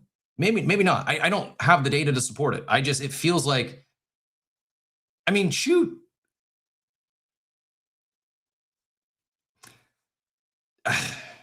I've got examples in my head, but I don't want something clipped and be taken out of context. So I'm just going to bite my tongue for now. We're going to keep going around the horn. I think Machiavelli was next, and we'll get Achilles in here. Mac, go ahead. Yo, GM, Cap. I hope you guys are having the best day of your lives. Yo, I don't know what happened. I just want to say that this is the first time I'm speaking on this show today, but I got some strays in the comments, and people are like, why are you talking down on my project? And I'm like, bro, I haven't said anything about your project. But yo, listen, Steve said it this morning on the timeline. 44,000 piece collection mints out in the middle of the night. We might just be back. You know what I'm saying? Like, I don't know where it's coming from or why it's coming from, but folks, it's here. And you'd be remiss to just hate on it instead of just participate on it. You know what I mean? Like, like participate, throw in a few shekels here and there. I promise you're probably going to pull out more than you're putting in at this point in time. Maybe. You could also put in and bet on the losers. And I will say, maybe a 44,000 collection stealth minting out in the middle of the night is a signal. I don't think that signals that we're actually, I don't think that is the reason we're back. I think it could be a signal. I think it could be one data point. Yeah, for sure. But I also am not naive enough to think that whole mint out could have been manufactured. Like, Cole's got a network. Cole's made people money in the past. Like, 4,000 holders or something? Like, I'm not saying it was, but the whole entire thing could have been manufactured. Like, I'm not naive to that. I'm also not going to stop paying attention to the things I'm excited about on Robinhood Chain because Cole minted out a collection. But I do think it's a signal that things are heating up. Because let's say if you want to believe that Cool's a scammer, maybe he is, maybe he isn't. I'm not here to be judge and jury. But if he is a scammer, when do scammers do things on chain? It's not during the depths of a bear usually. It's when things are heating up, when there's volume, when there's excitement, when there's activity. So the PSA there is going to be a lot of extractors, a lot of grifters, a lot of scammers. Probably a lot more as things heat up more and more. We mentioned we saw it with a true rug with Merriman. I mentioned here on the show once, Royce didn't have any exposure. Someone tagged me and said, "Hey, this is one of the things you were talking about on the show," because it was like I said, who's going to make a project that somehow robs from the rich and gives to the poor, and like they find a way to attract whales, and then they somehow like the small holders benefit. And someone tagged me and they said, "No, I'm not mad at you or upset at you. I didn't take action." But they tagged me and said, "Hey, Cap, this is what you were talking about on the show this morning." And like, "Oh, cool. Thanks for tagging me. I'll dive in later." And before I got a chance to dive in, they quite literally rugged from, well, I don't know if they were poor or not, but they quite literally rugged and stole both from the rich and the poor and put it in their own pockets. But my point is like that is it doesn't have to be something you have to participate in. Doesn't mean it's something you should participate in, but I do think it's a signal. I don't think it's the signal. I don't think this is like, oh, because this happened, we're back. And you'll see that on the timeline today. That's not what I meant this morning at all. Mine is more of like, hey, this is one more signal on top of several others that we've got in the last month that things are different. Things are really heating up. We haven't seen a new chain launch. Like, I'm old enough to remember a few months ago when people said it's over. L2s are dead. There's never going to be another successful one. If Mega ETH can't do it, like there's with new better tech that's faster than any others before it, like it's just not going to work. I think we're going to see a lot more L2s. Most of them will be very specific use cases for enterprises, organizations that want, or something that's very use case specific. I don't know if we'll see many more generalized L2s, but man, the one I'm not going to bet against is Robinhood's L2. After we've seen all the success Base has had in the last few years, and they're still going concerned. Robinhood's a bigger, better company with more users. Like, I'm not fading that one. Go ahead, Mac. You know, one of the things that about the L2 situation I wanted to say is that and Figgy had said this after his last trip for Asia, like over there it's like regional L2s because of like how mixed the thing is and stuff. Like, I think we're going to see a lot of that too. Like, I wouldn't be surprised if you know, here in the future, financial institutions just spun up their own L2 per financial institution. You know what I mean? To take care of their transactions on chain and keep their own ledger. Like, it would not surprise me at all. We're moving into that future, like as we march every day. Yeah, I mean, I don't know if it's still a thing. I mean, for a while they were talking like the Texas Stock Exchange was going to be its own chain. Oh, it's still a thing. Yeah, I do think we're going to see more and more of that as well. I just generalized L2s. I don't think we're going to see many more. We'll probably see more. I don't know how many more we'll see that are as positioned as well as Robinhood is. Yeah, I think the difference with Robinhood is that it's got the trader platform and already the community behind it. You know, there's like, you know, and I think that a lot of people aren't paying attention to that. They think, oh, this is just another L2 spun. I mean, it's really not just another L2. This is something else. And I think that we're seeing an example of that on chain right now. And, you know, you're starting to see just community form on a stronger basis here on X, something that we hadn't seen in quite some time. I would say since 21, 22, like, you know, and Stockbrokers is a huge part to do with that, but I love to see it, Cap. I'm here for the 2026 NFT bull run. I'm actually going back to some of the shows from January and February that I was on because I kept telling everybody that there's going to be an NFT bull run in 2026, and they told me I was crazy, and I feel like we're here. I feel again, I want to be clear. It's not going to be the same as 21. It's just not. Not the same. And that's a good thing. Like, we don't want to run the back of that exact same mania. Like, that's going to, if we ran back the exact same thing, it'd end the same way. I think what we're seeing now is just better stuff. I had a conversation with the founder yesterday. He was out there a little bit ago. I don't see him right now. But it's like, my question was how, like, they're actually in a good spot, I feel, because they haven't launched a fungible token. They just have their NFTs. And I think, man, there's some exciting stuff you could do that's like if you had to make me choose, hey, you got to take over this NFT brand, and one already has a fungible token that's already in already been launched, the other one doesn't. I'm taking the one that hasn't 9 times out of 10. All things else being equal, no brainer. And it's not because I want to launch have a TG and just do it by way of airdrop, or again, not taking shots at Spencer or Burbs, but because I know they also tried some new mechanics. Reality is the product just didn't, it was an attempt. I appreciate the intent and the effort to do something different.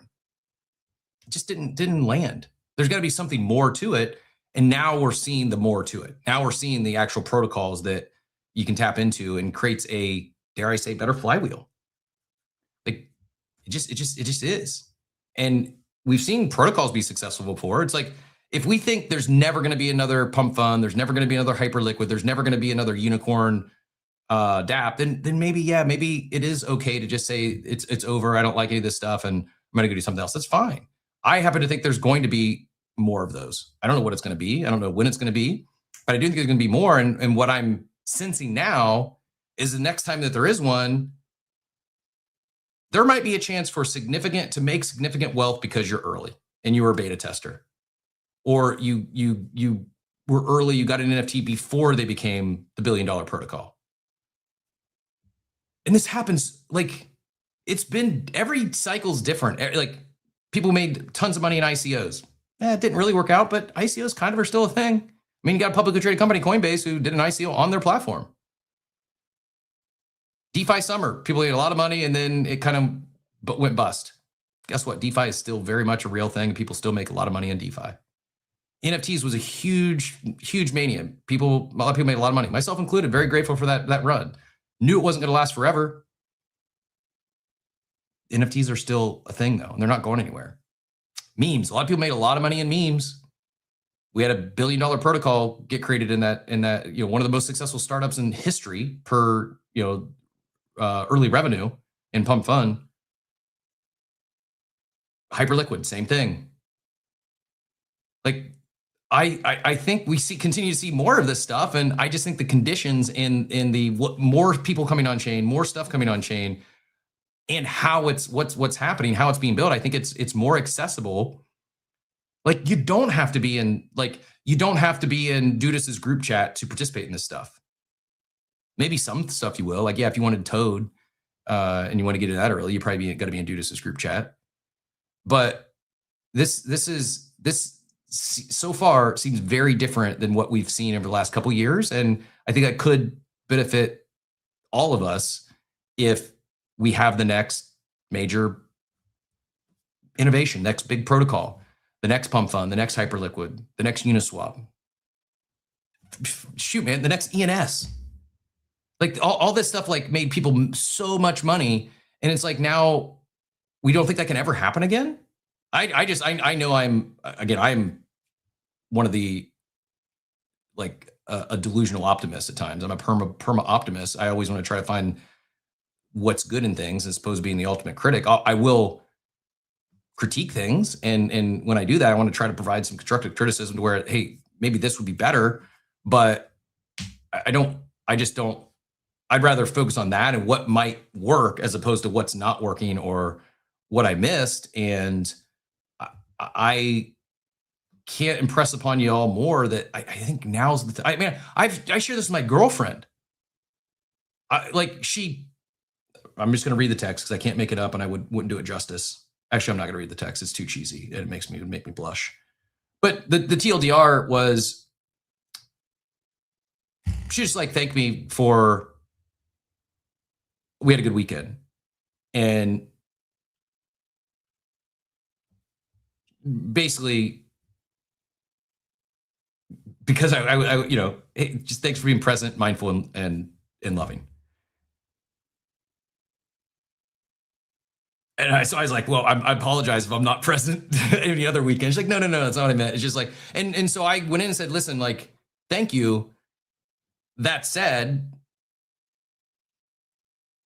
I have a hard time getting out of my head. I have a hard time shutting my brain off. I consciously have struggled being present in my life, when more so in good times than in bad times. It goes both directions. Like bear markets, or Tintin, or startups having some struggles. Like, yeah, I can have stress that's not negative, but even more so when things are exciting and opportunities seem are popping off like crazy. I equally struggle being present at times. Hard for me to shut off my brain. And then coincidentally, yesterday when she gets home from work, I was locked in and needed a few minutes to finish up my work before I went and welcomed her home. But my point is that I really do. I really do feel that now is a great, maybe not the best time, but I do feel it's a great time to pay attention. And I do feel there's going to be a lot more opportunities in the near future. Maybe it's like we got a 30-day run at this. It's a very short window. I just don't think that's going to be the case. Like, I think Robinhood is different. And I don't know how to, like, to me, it's very obvious that Robinhood is different, just like Base is different.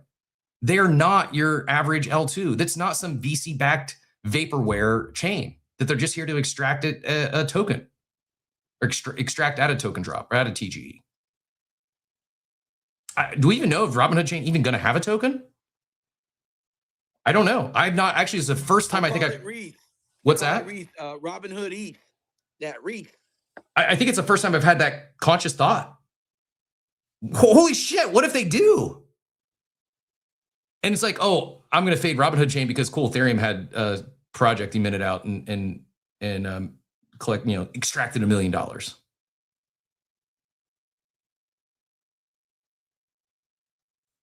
Achilles, I think you're up next. Appreciate your patience, GM. Of course. I mean, thank you for that. To be honest, like a lot of people, I think are, as you're saying, they're focusing on details, and at the same time, a lot of people do not really understand innovation. And I've said it like several times, even on this space. We would not have gotten the startups that we have today, the $1 billion startups, the unicorns that changed the way we live, had these guys, the founders, had they thought about, and again, I'm not incentivizing anyone to kind of work outside of regulatory frameworks or like defy regulation, etc. But at some point, regulation was done by humans sitting in certain environments, mostly in government, and those guys are humans just like us. They're just normal people who sometimes put in regulation to organize things, and they do not take into consideration all of the aspects of a certain industry or a certain sector. And so they put in a certain framework that is not necessarily like dropped from the skies. It's just something that creates a layer of organization so that the next iteration can improve and make it more efficient. Look at, I was a student in 2013 in New York, and I had just 2013, 2014, I had just discovered Airbnb, and Airbnb was illegal. Like you were not allowed to actually rent a room in your apartment. And the founders actually had traveled to New York, and that's a true story. And they were literally meeting in secret, with hosts in like people who wanted to rent rooms, and they would go to the apartments and take pictures of the apartment themselves, so that potentially they could post it. And that was totally illegal. You were not allowed to actually rent the room. And we even, and I still have one, by the way, we even got our checks, the pay for when renting the room, we got it in a postcard from San Francisco. So I received it in the mailbox, and in the back of the card, I had the check for the amount, and I used to go to the bank to cash it out. And point of it is, if you had seen at the time that renting a room that is totally empty in your apartment because you happen to have an extra room and you could actually monetize it, had you have seen that this company was creating an innovation and changing the way we conceive space, as not space from a SpaceX perspective, but space from an apartment perspective, you would have gotten into Airbnb potentially and made not hundreds of thousands, maybe millions of dollars investing in a company early on. Same for Uber. And now when I hear people talking about regulatory, this is because there is ambiguity on the regulatory framework, etc. One other example I invested in Robinhood at $16.83. And that was nearly 2 years ago, not a long time ago. At the time, so I have a group of friends, Discord, and we share like stock trades, etc. And so I had shared with a friend of mine who she has an account with Credit Suisse, now UBS in Switzerland. And she sent out an email to her private bankers in Switzerland at Credit Suisse, asking them if Robinhood is a good buy, is a good stock to buy. And we still have the email. They replied by saying, this is not a good company. It's a company that you should sell if you hold. You should not buy it. And they listed a few arguments. One of them was they had a litigation at the time over their head. They had some kind of settlement that they could be sentenced to. Well, Robinhood, after this, went up to $140 per share. And so she sent out an email to Credit Suisse telling them, next time you try to advise me on something, please do your work more accurately, because guess what? You did not take into consideration that with the Trump presidency and with the new administration, etc., there is going to be deregulation in the financial sector, and more traders would come in. And for example, the $25,000 rule for retail that basically mandated you to do like a maximum of 3 trades. You were not allowed to do more than 3 trades, was gonna go away, which is what happened. And so it was gonna create more liquidity and more commissions and more fees for Robinhood. And that was not taken into consideration. My point is, now when you're looking at this space, when you're looking at whatever stockbrokers are doing and Manster are doing, the way they're innovating with the connection of like fungible tokens and non-fungible tokens, you should not be distracted by certain takes that, with all due respect to everyone, that do not add any value. I mean, if the guy decided to do an NFT that mint 44,000 NFTs, there are people who bought, and there are people who decided not to buy, and it's their perfect right. It's a free market. You could literally put in whatever you want. Some people are going to be interested, other people are not going to be, but it's fine. The main focus is, and that's what Justin was saying the other day, is we're now coming back to attract people who are interested in the technology, in the innovation, in whatever we can improve, we can change, we can disrupt. And that's the beautiful part. And so do not get distracted by all of this. Focus on whatever is coming. One thing I would have, maybe some, I don't know if it's some advice to stockbrokers or to the Anvil ecosystem, is to maybe, I don't know, Cap, if you agree with that, but to maybe organize or kind of give a bit more time between a mint and the mint. And I agree, like anyone can do whatever they want at any point, but if they are kind of organizing or synchronizing all of this, it will be interesting to give time to certain projects to actually attract the right community members, so we create that stickiness. Because just like stockbrokers, people want to be part of the community. Just like Manster now, I know because I've been talking to Michael in DMs. He's an amazing guy. Like going back and forth, amazing conversation. He's building the community, and so just give a bit more time, maybe for communities to build in the Anvil ecosystem. that would be the only maybe comment or small advice I would give. I'm glad you shared this because I saw you post this was last night, this morning. Yeah, correct. Yeah. I think it's an interesting take.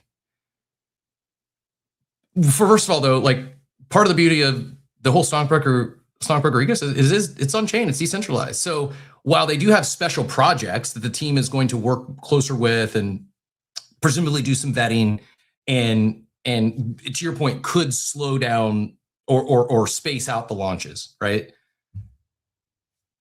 It's on chain, it's decentralized. So if someone wants to go pay, I saw someone, I don't know if I can find it, and I'm not, part of it I don't want to share it because I haven't vetted it at all, but I saw someone yesterday did a launch. They just went, not even on the website, not on the front end. They just went on the contract level. They paid the 1 ETH and they did their launch. So they can't. No, Cap. I mean the projects that the special projects. Yeah. And I don't know the right answer, right? Because there's something to be said for like, hey, when you caught lightning in a bottle, like do everything you can to not let that lightning get out of the bottle. Like continue and I will, like, it's a lot. It's little, it's complex and it's a lot. It's a lot happening. I'm kind of blown away by how, while I knew there was a roadmap, not only are we seeing the cadence and how quickly new stuff is shipping, you're right, when you talk about the special projects and all these, like there's so much happening. That's when, I'm not going to single anyone out, but I've been going back and forth in the worm a little bit because we haven't seen this before. There is no analog to what Stonkbrokers is building. There's not. Are pieces of it, have we seen before? Yeah, sure. This is the first time we've seen all this put together. And I'll say it again, like the product is the Anvil AMM. It's not, has nothing to do with tokenized stocks. That's just one small little feature. Has nothing to do with, I mean, it does have something to do with that. It has something to do with the token pairing, but this isn't a fractionalized NFT. It's just, we haven't seen this before. It's new. And that's part of the excitement is not only is Stonkbrokers new, then almost by default, everything coming out of there is it's new. Like you could say, oh, Chainmancers, it's just a derivative of Jupiter. It's just Jupiter for EVM. Well, that seems like a pretty freaking good fit. But if you want to say it's not new, okay, it's similar to Jupiter. The product is almost the same as Jupiter. But what makes it new is how they've launched with Stonkbrokers, how it's paired, how the tokens are paired, and one benefits the other. That's new. And I still struggle to explain exactly how it's all working behind the scenes, because I made a mistake earlier saying that with these projects, the token and the NFT will trade in lockstep. I misspoke. It's not a one-to-one. There can and will be an arb at times. Some points the total market may be a little higher than the NFT, and then maybe the NFT surges and it's a little higher than the fungible token. Like that can't happen. Like there can be more demand on the NFT than on the fungible token. People could be going shopping and buying rares and there's less supply there. But there is an equilibrium at a point, because if it becomes too much out of like if let's say the NFT 10x's and the token stays flat or goes down, well, people are going to buy the token to swap back into the NFT, to go pick an NFT out of the vault. Like the ARB will get closed. Like if it's like a 3% ARB or 2, maybe no one cares enough to do it. But if it becomes too much of a gap or the other direction, then people are going to buy the NFT and swap it out for the tokens. Like the beauty of the model is it's all automated, it's all on chain, and it will, if one takes the lead, the other will eventually catch up to it.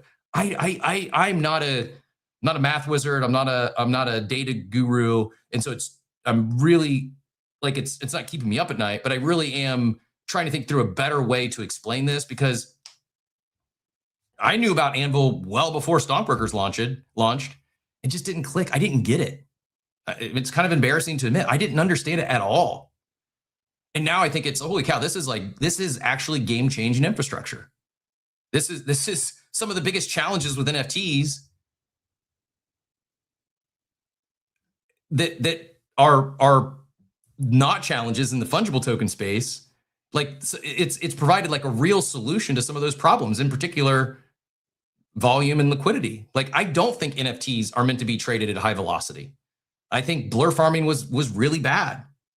I think NFTs are meant to be collected, but at the same time, like you want liquidity, you want, especially if we're talking about fees, you need volume, and so far, like the Amble is kind of solving for that. And hey, if stockbrokers and the more tokenized equities and a 44,000 collection minting out in less than an hour in the middle of the night, if those aren't signals that, when you're just completely thinking that Robinhood chain's gone to zero, let me share another signal, and then we'll go back to Oxy here. We just had $25,000 Klano sale. Maybe that happens in the depths of bear. I don't know. I don't know what these Grail Klanos typically go for, but $25,000 Klano sale seems like a pretty big deal. When they've already been, they've already gotten their, their equity stake is my understanding. Like there's, we had last week, I think we had 3 $500,000 NFT sales, 2 X copies and a hoodie punk. Like there's I'm not saying any one of these signals, and I said it to Machiavelli earlier, I'll say it again. Like I do not think Cole minting out a 44,000 project in the middle of the night last night is the signal that, oh, we're back, or this is NFT's summer again. That's not what I'm saying. I'm not taking shots at Machiavelli either. I just think it's one. Did shot Cap, it hurts. It's one signal of many that we're seeing right now. And what gets me excited is the builder activity is back. Like we're seeing experimentation on chain again. It's been a while since we saw new stuff on chain, especially from like the NFT crowd. And with that is going to bring back more opportunistic individuals. Some of them might be grifters, some of them might be scammers, some of them might be straight up rug artists. Like that, love it or hate it or like it or dislike it. Like unfortunately, that comes with. It's not just crypto, like it's kind of anywhere there's like a massive opportunity and there's a lot of attention, a lot of momentum, a lot of movement, a lot of motion, a lot of liquidity. It's going to bring in the crime season, as the kids say. Yeah, like it's like that's not new. And hey, that some people just don't want to operate in a space where that exists. I mean, it exists off chain as well. It's just here it's a little easier to identify who those actors are. But that is a signal. Like you don't have to like it. I mean, it's hard to dispute the actual data we're seeing beyond just NFTs minting out. Back to Oxy on that point.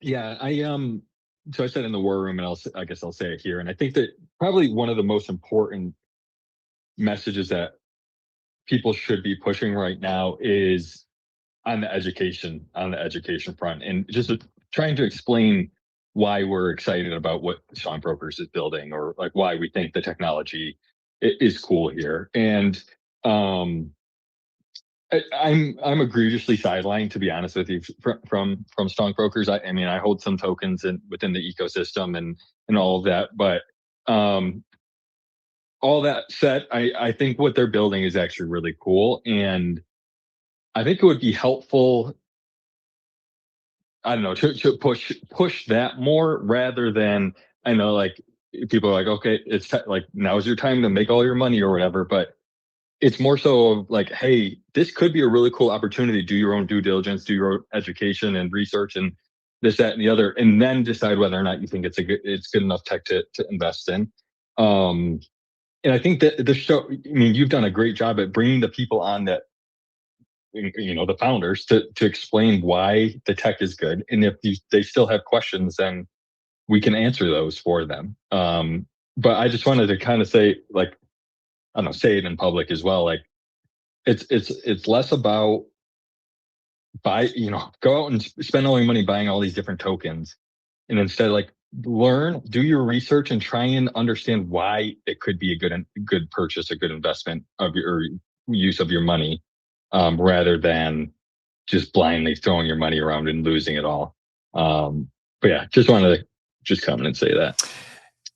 Yeah, and appreciate you sharing that. And there's also like, there's going to be times where you might do all your research, feel really good about something. It's a great product, a great team, and it just doesn't work. Like that's the frustrating part too, is like sometimes you can do all the right moves, you can do all the proper research, you can back the right people, and sometimes it just doesn't click. It's just too early, or it's too late, or the wrong chain, or there's a variety of reasons, but it is what it is. Like I don't know. I'm trying to think of a cheesy Michael Jordan didn't, how many game winners he missed, or I'm just going to let that one go. There's something there though. Like, Wayne Gretzky missed, I don't know. I'm butchering the Michael Jordan, Wayne Gretzky, Michael. Yeah, I can't, that thank you. Cause Jesus, about the easiest plane to land in the history of spaces. And I failed somehow on that one.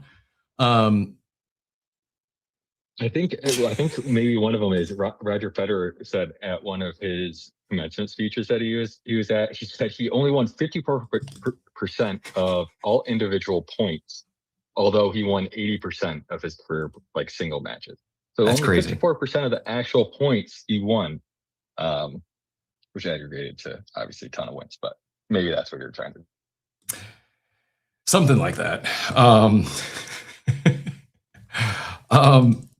Before we get 10 o'clock here and we start losing some people or go long again, Cactus Cloud says people sleeping on Meebs. I saw a good article, look back from I think it was Sergito's actual personal account yesterday. I'll go grab that and put it up top here in a second. I've alluded to a few things coming out of the Launchpad today.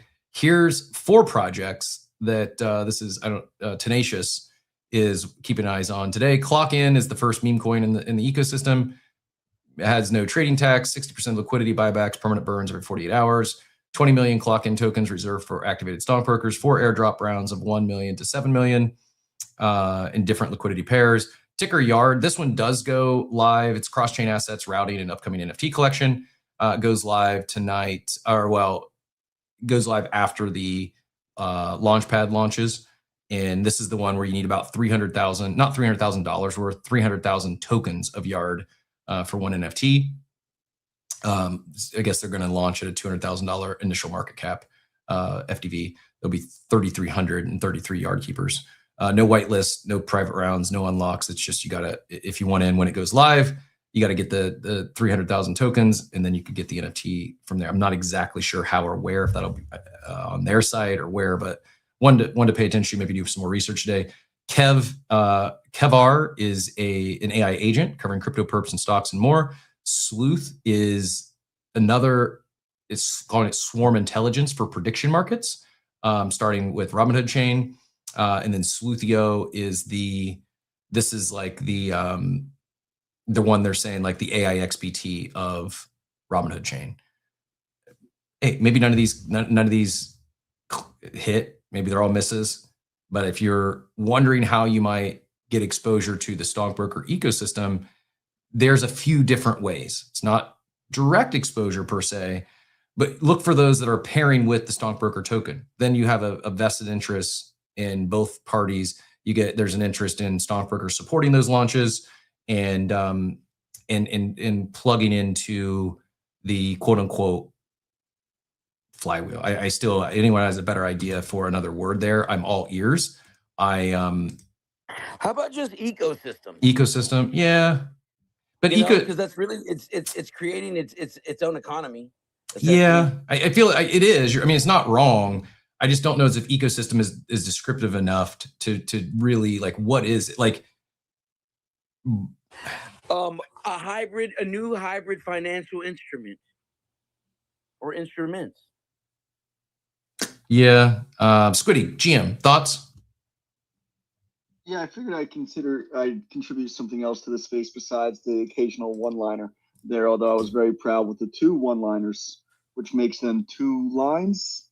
I don't know. Anyway, brought up something looking about old NFT projects, and we see all the excitement with stockbrokers. I wonder if we've had the conversation we've talked about, I'm under the belief, I don't know if this is a topic change, but excited for 8 Fest. We're seeing stockbrokers, not that it's the end all be all, and there's obviously volume and longevity and everything, but just seeing floor prices flipped is just, it catches a lot of people unexpected. What do you think like the success of Robinhood is doing, like what we're seeing over there? Is that like lighting a fire in the pants of some of these OG NFT projects? Like, are we going to see some of these other things really try and pick their shit up? Because like, hey, the attention's over, this is starting to become a real thing. Again, digging deeper, and again, phenomenal guests as always. Really enjoyed some of the stories, and what I think it was Achilles was saying about innovation, and he's dead on, right? People start to kind of like check in on that because there was such kind of like a comfy barrier, and it felt like, hey, it almost felt impossible for a time. Maybe we were just lulled into that sleep. So I'm curious your thoughts, and anyone else, if this is like, if we've seen anything already, or how these legacy projects who have the name brand and they have the diamond hand holders who are kind of sitting there like, hey, like I've got this liquidity, I love this art, I love this project, but why am I not, putting this over in Robinhood and coming back? I know someone like me, I need my specific Bored Ape, right? Because I've had this one for 5+ years, and if I would get like a loan or something, I don't know. That's over my head. But straight up like selling them, flipping them, getting back into the project. Just curious your thoughts on that, if you understand what I'm asking.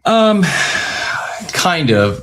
Like, I guess to the question of like, do you think this is lighting a fire under other chains? And have we seen anything yet that like indicates, hey, we gotta step our shit up, because there are a lot of other options coming up and about and fast, and it's it's making people money, which 90% of the space is their number one priority.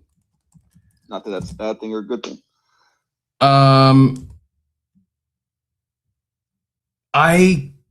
I think so.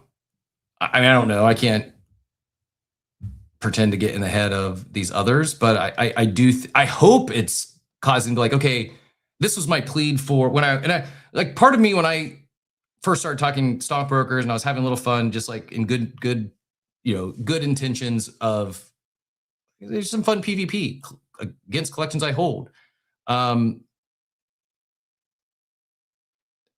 Shouldn't have been comparing stockbrokers to apes or pudgies or punks or any of the legacy NFT brands, because while they do have NFTs at their core, it is programmable technology. They can build a lot on top of it.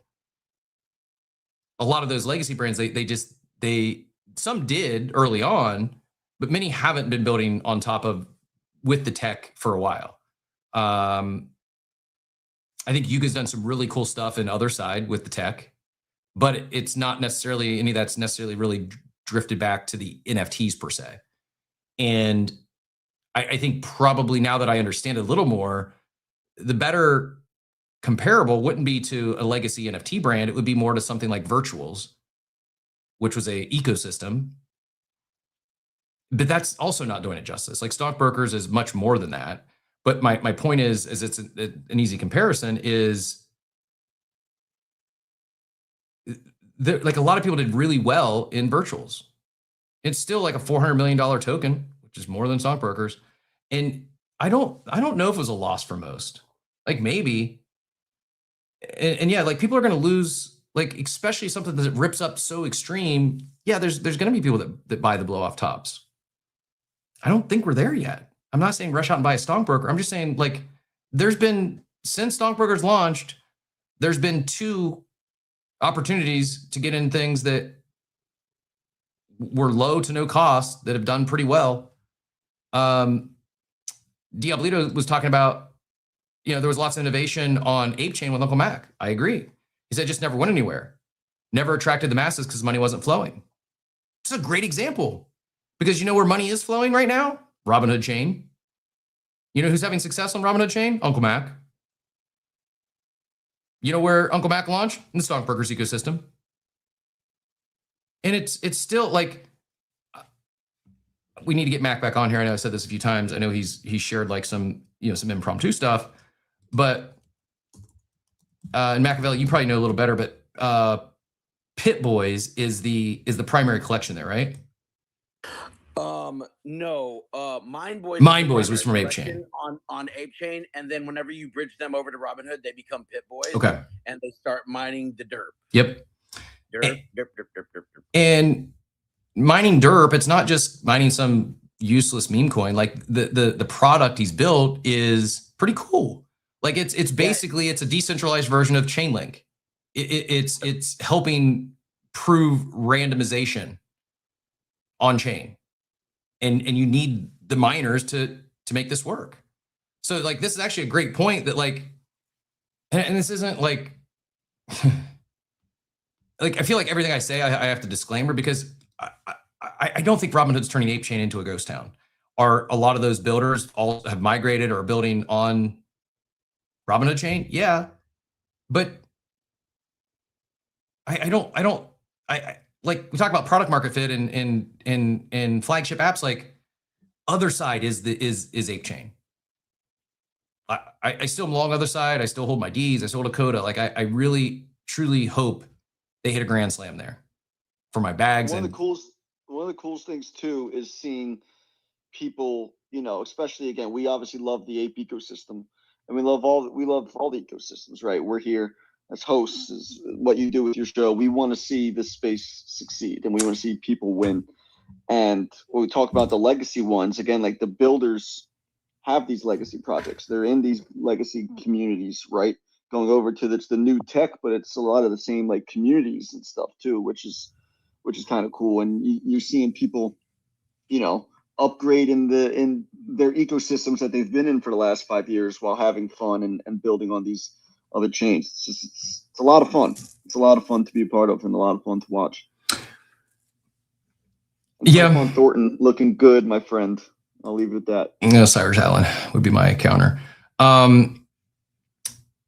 But back to Ape Chain, other side, like if other side wins massively, I actually, Jay, I would disagree. I don't think Ape Chain goes omni-chain. I think that part of the benefit is keeping it on Ape Chain, and that now Ape Chain has their real flag plant. Like they have their real flagship DApp that's not anywhere else. And if you want to interact, if you want to transact, if you want to be on in other side, you're going to be on Ape Chain. So I think if someone's building for other side, they're going to build on Ape Chain. But if they're building something that's not specific to other side, Ape Chain might not be the best fit for those builders right now.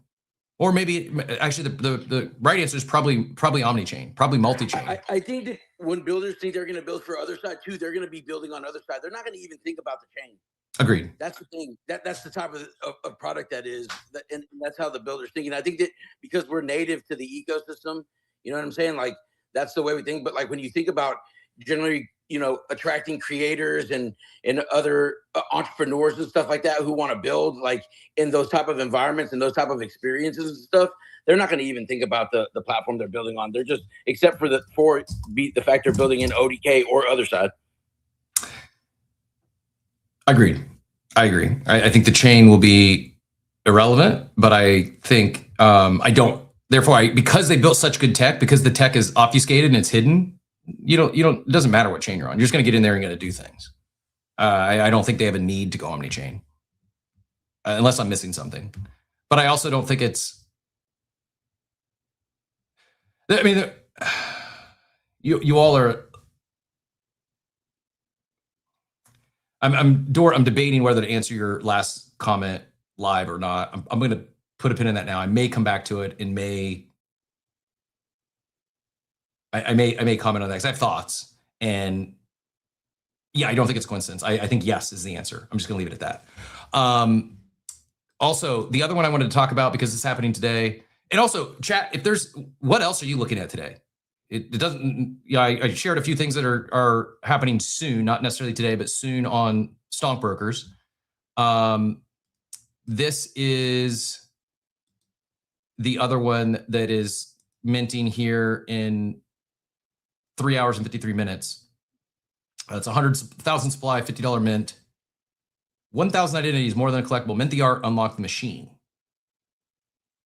Collect. You get your own unique identity assembled from Robotia, Trait Universe. Stake your capsule to earn rarity-weighted share of Robotia platform revenue. Cooldown applies when you unstake. Burn your capsule to immediately unlock a predefined number of spins based on rarity, or trade your capsule liquid and keep your capsule liquid and trade it as an NFT. So what is it? It's think of a gotcha, but yeah, you unlock rewards featured across the Robocha ecosystem, including tokenized stocks. So this may not be for everyone. Some people may feel, I don't want to touch anything with tokenized stocks. Okay, this isn't for you then. But if you like gotcha and you like stocks and you'd rather pull a gotcha machine and win some tokenized stocks as opposed to a Pokemon card or an ETH NFT, this is something else. Does it have demand? I don't know. I did not know this, but I don't know. Is this minting on, or is this going to be a special project or a partner project of Stockbrokers? I did not know this truly until I scrolled down here. Just saw that if you hold 3 million Rob, if you hold a Stockbroker NFT or Mancer NFT or PitBuy NFT, you can get priority whitelist 2 hours early. I did not know that. And then the community, this is Robocha. Sounds like they got you. I mean, they're kind of leaning into like Pokemon-esque art and, different rarity triggers and stuff, which the rarities matter in the sense that it's weighted more. So you get a bigger slice of every distribution. And again, I know this is like, some people are going to never not touch this sort of stuff. Do your own research. I'm not endorsing it. I'm not an attorney. I'm not an accountant. I've not been paid to speak about it. I just saw that it's minting and a few people talking about it, and it's new. Is it fully compliant with US regulations? I don't know. Maybe you're not even able to mint it in the US. I don't know.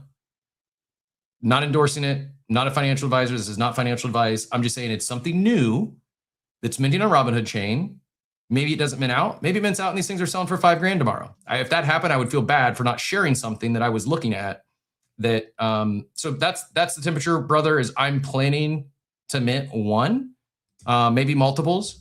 My expectations are pretty minimal, but for $50 on a supply of 1,000, following a night where 44,000 minted out on at $17 or $117, I'll roll the dice. Atari GM, always a pleasure. Appreciate you joining us. Thoughts this morning? Yo, GM. Yeah, you started talking about Robocha. I was like, let me just chime in my 2 little cents. Perfect. But let's hear it. What do you know about Robocha? Because mine is pretty limited. Okay, well, all I know is the research I did on it yesterday. I saw all the stuff, and then I went and I looked, and so it's 1,000 supply. I can mint up to 50 of these things 2 hours before the mint, which is like, because I'm holding 8 Pip-Boys or 9 Pip-Boys, and wow, that's a red flag for me right there. And then I went onto the site. I'm not trying to FUD it, but I went onto the site, and when you go to spin it, it's the worst experience I've ever had for a gotcha machine. And it's for dust. So the token is like a 250K market cap. I don't know. I was going to mint one too. And I was just like curious to hear if anybody else was familiar with it, but. Interesting. Yeah. No, I appreciate you sharing. I'd not tested it all. I'd not spun it. I just saw it getting some buzz on the timeline. And so UI UX, not great. In the activity, you can see like how many people are spinning this wheel for dust, and it's like people are barely using this thing. So I just wanted to be transparent as just like my personal thoughts on it, Cap. It's just, I don't know. I was going to mint, and just everything is pointing, who knows? This thing could absolutely cook because it's cook season, but I just felt compelled to share that. They are not a special project, by the way. They are not a special project. They're just, so I'm glad you shared, and I don't know Robocha. I don't know the team. I like everything I shared is all I know about it. I appreciate you sharing. And I did get confirmation they're not a special project. And hey, maybe they improve the UI. Maybe it's a great thing, and maybe it sticks, and this becomes a great platform. Or it doesn't, and they're basically just taking an opportunity to capitalize on the excitement around stockbrokers and Mancers and like while I don't blame them for allow listing those projects, but someone could read that page and make it look like, oh, this is the next big thing to launch out of the stockbrokers ecosystem, and it's not. There's no pairing. It's just they're just allow listing those NFT assets, which, hey, that stuff can work as well also. But my point is that we'll see. I think we'll probably see a lot more of that. Although Zombie Rob does say he believes Robochu uses Mindboy's VRF. So that's cool. So even though they're not a special project, they're at least per Zombie Rob might be utilizing some of the tech to come out of that ecosystem. I truly unknown for me. Like, truly do your own research on this one. I said I was going to. I don't know now based on the new information I've just been presented. It is something I'm going to go do more research here after the show. Yeah, like go spin the wheel. You could spin it for like $1, and it's like it takes like 3-4 minutes, and it just gives you like a loading screen. There's no spinning. I don't know. Everything about it to me was screaming, I don't know if I want to touch this, but it'll probably cook for that reason. And I love Uncle Mac. I just DM'd him like, dude, come talk. Like, Cap is talking about you, bro. Come. I don't know if the time zone's different for him, but I'm a miner. I mine 24 hours. Yeah, I mine 24 hours a day for these tokens. I love it. No, appreciate you sharing. And I know we've said this many times. I've given the offer when he's been on the show impromptu. I need you. Thanks for the reminder. I need to DM Mac and set up a time for him to actually come on the show and do a proper interview. DeFi Addict says ApeCoin is all we need on all chains. Not ApeCoin is what we need on all chains, not ApeChain. What Yuga building is far beyond what anyone else is building here. Potentially. And again, I'm rooting for it. I hope they accomplish all the goals and everything. My concern isn't even other side at this point. My concern is the sector, is the metaverse, is open metaverse. It's and I know they're more than just that, but I get not even like the Web3 stuff we're seeing. It's concern is like, you see Roblox seems to be like, I mean, they're down big time. And I have concern over what may come out of that. Is the product one that lasts?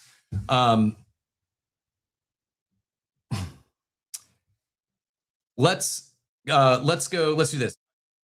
Sorry. I see Oxy Felly's coming back up. I'm going to go. I do got to refill my. Not funny. They're going to cook. Okay. I'm here for it. I have my other side land, my goo. Just like when you're talking about a company that's building AI, like how are you going to compete with companies like Google and OpenAI? And I look at the metaverse the same way. As you know, I've played all the metaverses. I was in Futureverse, and I struggle to see a company competing, a metaverse company competing with some of these big dogs out there. And unless, you know, I don't actually want to keep going on this because yeah. Listen, I can tell you this about other side. It's a creator platform like the world's never seen before, and it's just getting started. You know what I mean? Like, so I feel like it's like you really can't compare it to any other metaverse or any other products out there because it kind of sits in its own realm, in its own place, and it has a core community behind it. Before it even saw the digital realm, you know. So I just think that y'all need to like let them cook. You know what I mean? And you know, let them cook, you know.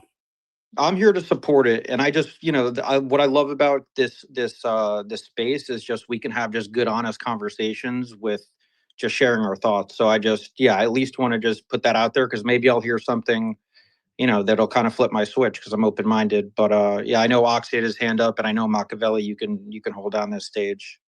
What's up, Oxy? Oxy. Yeah. I was just curious, like, so to be honest with you, I haven't played the other side, so I don't truly understand the like how it plays and like what the feeling is like. But wouldn't you rather the team build out like just the best possible game that they could and then kind of flow into this more creator based product that they're advertising? Like, for instance, if you look at like a Fortnite, for instance, they started out with it. First and foremost, they were a good game, right? Like everyone loved playing Fortnite during the Pico Battle Royale season, and then they really kind of turned into more of this creator type platform. Like, wouldn't you rather than take that route this story, this thing of ours? When you think of all of it combined, it's it's not something that's finite. You know, it's something that's ever evolving and forever going to grow and reiterate and update and expand. And so when you think about that kind of a feat, and like something like this has never been attempted in public like this before, with like, you know, from the ground level up, like from the announcement all the way through, and then like the rails that it sits on, everything is unique about the situation. So much so that they even own the tech behind it, the Morpheus and all that from Improbable. So I just think, you know, we let them cook. I love where they're going, and getting to be a part of the community and help grow and just associate and build a company alongside this, doing other games and stuff. Like, it's been an amazing experience. And like, I'm, you know, like I said, you just got like, it's like catching stockbrokers right now. Everybody's like, oh, what do I do? Like, how do you hold this? It's like, you just hold, you just participate. You just do the same thing that you've been doing every day for the past 5 years, but put a smile on your face and have fun. You know what I mean? Like, I think that's another thing, is we forget to live in the moment and like participate and be active in these communities and meeting and talking to the people. It's like, I hear so many people like, oh, well, I haven't tried it yet. And like, you would find a wonderful social platform. It has its hot spots during different activities and stuff like that. But it is something like, to me, that the world's never seen, and it makes, it's fun. Like, based down at the end of the day, it's like a third place that you go to relax, see your friends, run around, do your thing, have fun. But like I said, let them cook. I'm excited about for what's to come, and I think the next few years will be exciting. I hope so. I hope so, and I truly think it's really impressive what they've done on chain and hiding the tech. And I'm not fighting them. I'm rooting for them. I feel I do have concerns over the category. I hear you that it's a creator platform. It's also not just like the Roblox is down bad. It's like Nifty Island is sunsetting. We haven't even talked about that on the show, but I just saw that recently. I'm not sure when they're shutting down, but it's a really, really tough. It's like, I love the idea of a third home. I'm extremely bullish on the idea of a third home. In fact, if I ever do another retail venture, that it's going to, at the core of it, will be creating a place that can be the third home for those people, or for people. But it's hard. It's really difficult. It's really difficult to do something that the masses want to make their third home. Excuse me. The thing is, Cap, you don't even need the masses. You need a few million people. Is that masses? Like, because when you think about masses, there's 8 billion people on the planet. And I do think that this platform has a community out there that it hasn't reached yet. You know what I mean? Of creators, of builders, of gamers, of participants. And like, you do see a lot of these other platforms winding down, but they also all scaled really fast because of their participation. And they kind of got too big for their britches, maybe. And now that users are down or attention is drawn elsewhere, like, you know, this will be eventually the new shiny thing in front of people's eyes or place. You know, I think we have to let time play out. Could be. Where what keeps my confidence like tempered, I guess, would be kind of, I think it was Atari that mentioned, it's not only the Robloxes of the world, the Minecrafts of the world. There's less Web3 competition now, but it's not just the existing quote unquote metaverses or creator platforms, we want to call them that. I shared this as a Discord. I went to Nifty Island's X. There's no mention of it on, it's kind of wild. No mention of it on X, but in their Discord, they announced their, I'll TLDR this, is that they starting yesterday at 10 a.m. Eastern time, or 11 a.m. Eastern time, they're taking Nifty Island offline for a while. We do not have an end date yet. Think of this as the start of a quieter stealth build period for us. So I guess I take that back. They're not sunsetting. They're just going offline while they try to build and reset and come back to where they can make it a go. So my mistake for saying they're sunsetting. I read a couple other posts saying they were sunsetting. People are upset, but because there was a, not as large, but there was a passionate community of builders there, similar as you describe on ApeChain. And at the end of the day, these things still have to be profitable. They, to get to that end goal, they got to find a way to generate some revenue. Either they got to be profitable, or they got to be at least attractive enough and confidence to where they can go for another raise. And VCs want to fund the burn.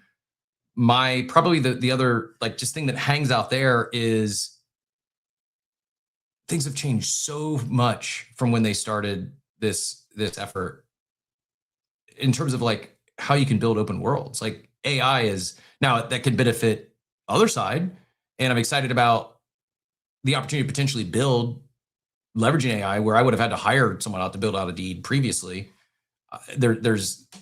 It's easier for the team natively to do it. It's easier for those with the ODKs or the SDKs to build out. But you also have,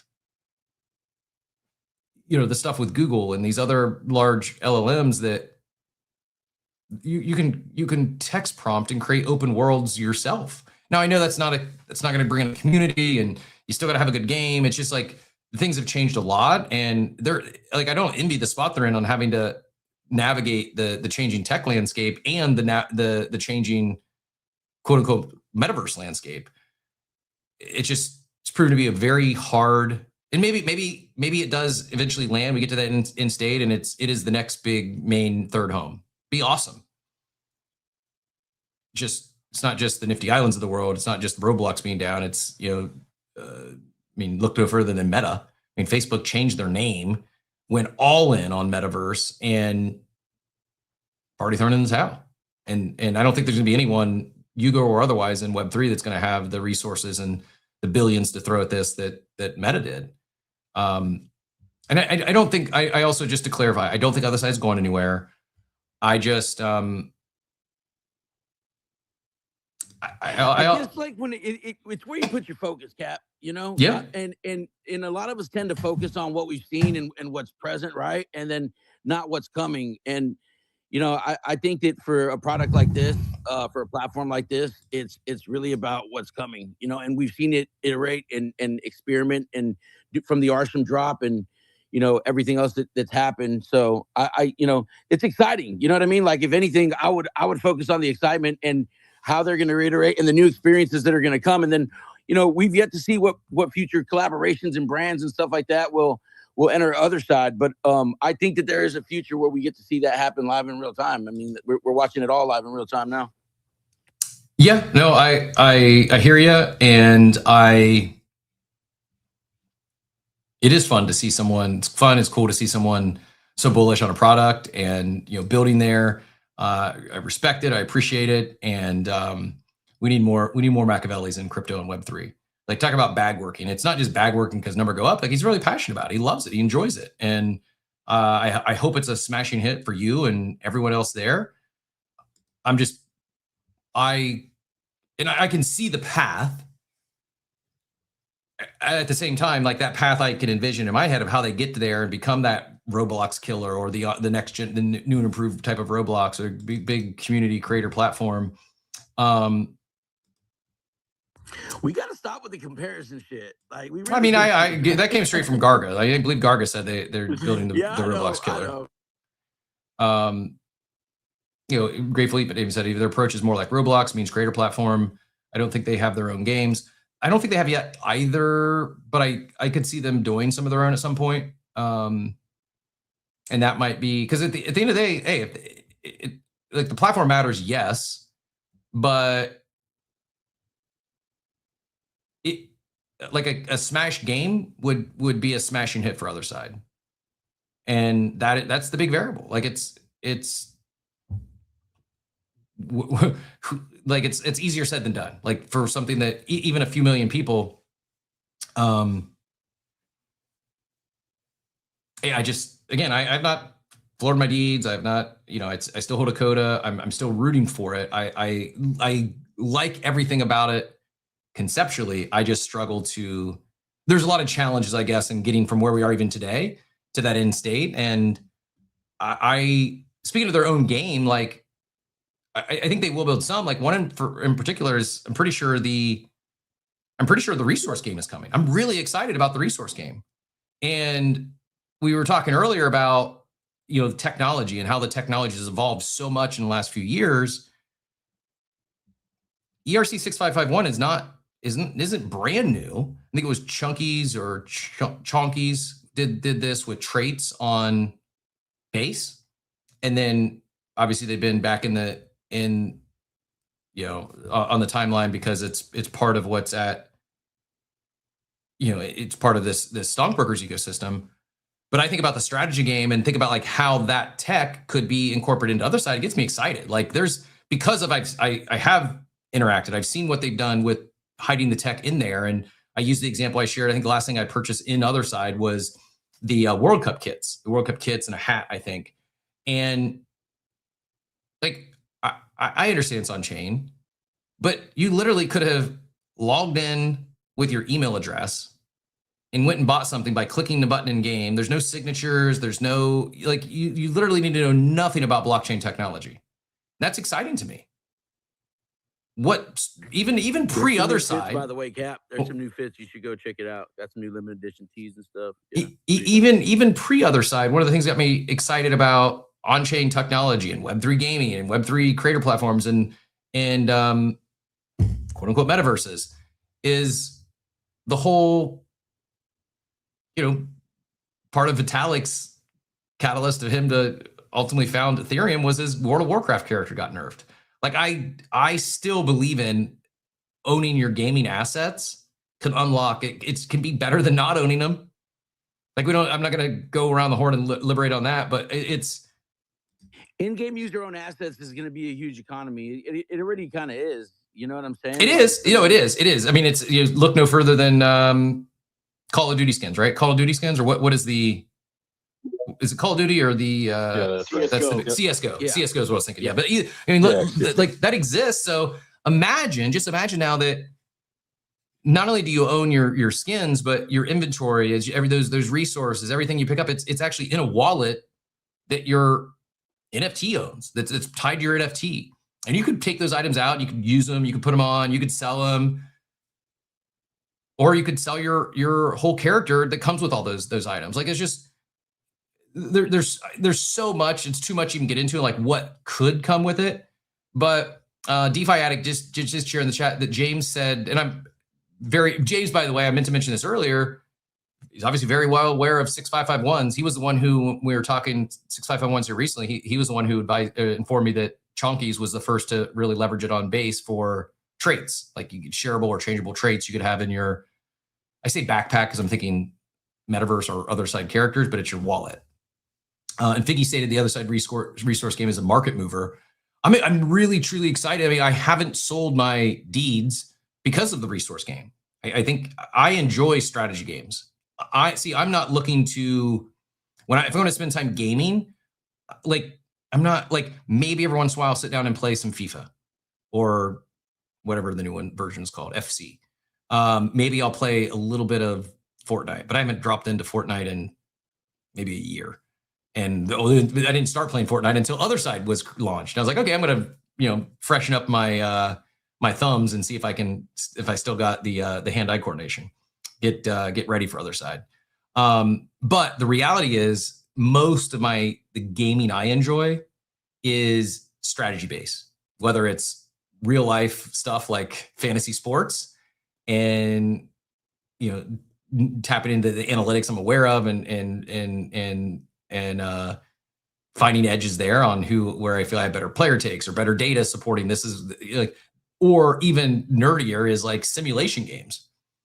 I hope we get another round of simulation games in this. Like I got excited about MPL, Martian Premier League, and Swoops, the basketball version. Like they were really fun. Like I really enjoyed it. And I love being able, like you could own your character, you could power up your character, then you could sell your character. Like to me, that's awesome. That's so much better than any strategy game like OOTP baseball. I know this is super nerdy and maybe one or two people out there know what I'm even talking about. But it was a cool sim-based baseball game.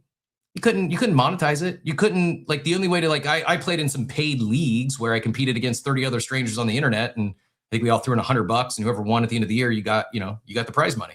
So you could monetize it that way, but there was no selling it, powering up your characters, selling your characters. Like it just didn't exist.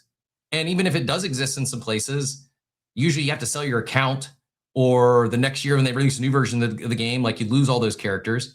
This is pretty awesome. I didn't know this, Diablito. Diablito found us through Swoops. That's incredible. I had no idea. And this was super, super niche. Like there might have been a few hundred, maybe a couple thousand people playing this Swoops basketball game. It was really cool. They just, I don't know. I guess just ran out of money. Didn't find a way to monetize it quickly enough, and ultimately had to sunset it. But I hope we see some of that stuff come back. It was so fun, right? Sunsetting that was a bummer. It was like the fantasy sports, and I was friendly with I forget his name, so I guess I wasn't that friendly with him. But I was friendly David? with one of the guys who invested in it. David? No, yes, Dave. Yes. We played pickleball a bunch. It's a Miami guy. Lived in Miami. Yeah. Yep.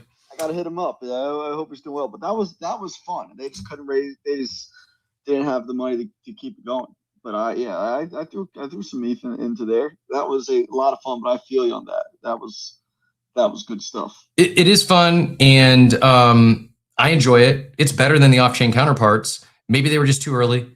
Maybe there was too much else going on in the space where it didn't get the love and attention and liquidity it deserved because people were going out and minting MyF and Pickle or whatever other grifter, scammer, charlatan project was minting that had nothing real. I kid, it's a joke, but probably halfway serious. Ooh, charlatans of the hood sounds like a good. Or maybe they just were. Maybe the tech wasn't quite ready. Maybe it was still hard to hide the tech. Maybe it wasn't ready for prime time to take to the masses. But I hope we see someone try it again. I'm not saying now's the right time. I'm not saying there's no guarantee it's going to hit. But my point is, I think I love strategy games. They make a lot more sense on chain, and these are part of the reason I'm really excited about the resource game for other side, because I think it could be a really fun strategy game where I'm not going to have to. It's not going to be based like, oh, I got to play this game, and the only way I'm going to compete or make any money is if I'm as good as. I don't know why I'm drawing a blank. I want to call him Mongrel. That's not it. I just love to hear the optimism in your voice about it. Though. Who was the Minecraft pro that won Dookie Dash? Starts with an M.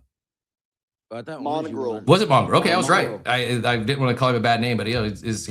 So I'm never going to compete with those pro gamers. But where I can compete is in a strategy game where it's not based on my middle-aged hand-eye coordination and the fact that I've not been in the gaming trenches for decades. So I don't know. I think a lot of people are thinking like, oh, the breakout app for other side is going to be a first-person shooter. Maybe it could be, but that's also insanely competitive. I actually, this is maybe a crazy bold take, but I think the breakout app game experience for other side will be the strategy game. Not just because Figgy said it's a market mover per DeFi Addict, but I just like, I could see it being the best strategy game on the planet when it comes like resources. It's not a first time we've ever seen something like this. There's other strategy games that exist. And I also grew up playing things like Brickadol says Civilization and Lord of the Realms 2 and these different games that there was a graphical user interface. There was graphics in the game, but it had nothing to do with your how quick your twitch was. Right? Am I saying that right? It had nothing to do with your thumbs. It was just how to do with the strategy you played in the game, or Age of the Empires. Like all these were strategy games or RPGs. I think this is where other side could win and could win relatively soon. I want to go to Grateful next. I'll read his response to Oxy here before I hand him the mic. Says I think it's also the biggest risk for them. If the game isn't a hit, then it puts them under a lot of pressure. But it's hard to build a hit game. I agree. Do you agree with me that like maybe we're not going to consider it a game, but like the resource game? I'm excited. Are you excited for the resource game, Grateful? Oh, I'm 100% excited. What's up, guys? GM, good. I've been a long time since we had you on stage, stranger. I know, man. I know, it's crazy. But super happy to be here. Super happy to see all the excitement, man. We'll see you in Charleston in a little over a month, 5 weeks. Hell yeah, for sure. Wait, no, not 6 weeks. We got an extra month in there, 2 months. About 60 days. I was like, man, I got to start making some plans. Me too. But we'll see you there, right? 100%. I'll be there. I just wanted to add something towards the other side because I minted. I've been around since day one. You know, I've done all those Project Dragons first trips. You know, improbable tech demos and stuff. And I think it's really dope platform. But I think gaming is extremely tough, right? Gaming is so hard. And I'm lucky. I have few friends that are like big in gaming. I talked to them before Other Side Mint, and they told me like to build such a like metaverse. Back in the day, they told me it's like 7-8 years. Okay, it was before AI, so it probably changed. So I'm calm, but I think the creator platform is really great because it really takes some pressure out of them. Because imagine they have a like huge release of the game that they've been building for years, and it doesn't hit, right? And then what's next? Like you have second chance, third chance, I don't know. So I think it's better to give it to the people and let them build something like people said, YouTube for gaming. And we already see that with ODK. We see Primal Instinct. There are multiple games being built right now.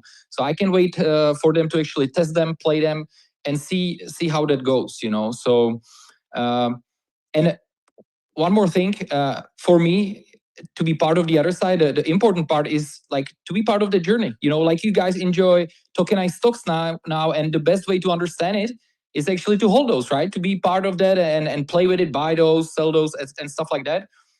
Being part of the Other Side, you see the evolution, and you are part of that, and you enjoy the ride. So yeah, but it's not gonna be easy. I don't think it's gonna be easy, but what's easy is usually not that fun. So I'm here for it. I agree. Well said, and I double tap everything there. Very hard, big lift, but that's also part of the fun. It's also what got me diving into Web3 and in crypto so much. Got me so excited about on-chain builders is we are quite literally at the forefront, at the cutting edge of tech and finance and tech and gaming and stuff that often has never been done before. Therefore, a lot of it's going to fail. A lot of it's going to be really hard. But man, when one of them hits and you're able to benefit and share in that upside, it's a lot of fun. And can be fruitful, can be very lucrative as well. But I do, and hey, the reality is, giving credit where it's come a long way from that first trip. And if you haven't been to Other Side recently, go check it out. Find one of these events that Machiavelli and other games and his crew's putting on, and just go in there and run around for a little bit.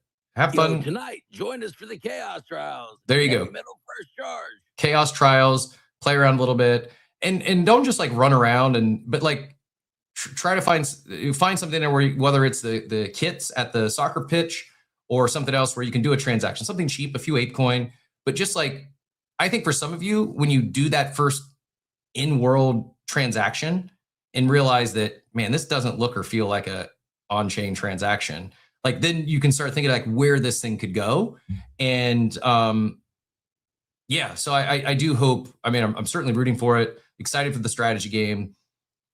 Cap, I'll put together a group and we can do like, let's say we have 20 people from Coffee with Captain who've never been in the Other Side before. Well, I'll do a group, do a little onboarding session. I'll buy them all their first fits. You know what I'm saying? Look at this guy. Like get their Voyagers all fitted out. You know what I'm saying? Just an offer I'm putting out there through other games. I'll take care of y'all. I love it. Cap, may I add one more thing? Absolutely. We hosted, I think, like 3 years ago, the creators of 6551, right? Oh, really? They didn't mention that maybe the NFTs will hold stocks, right? Because they did. No one knew back in the day, right? And I think the same might be with the Other Side because we are looking at it from today's perspective, but you don't know what AI brings and other technologies, right? So, but it also takes time to get into the game, right? So who knows what's going to happen because of new tech and stuff. So yeah, I'm here for it. That's a great take. And first of all, it's amazing that you hosted the creators of 6551 3 years ago. I had no idea it's been out that long. But this is also, that's... Or maybe two, I don't know. It was maybe 20, I don't know. I will check about it. It was like 2-3 years ago or something like that. Same thing applies as like new stuff.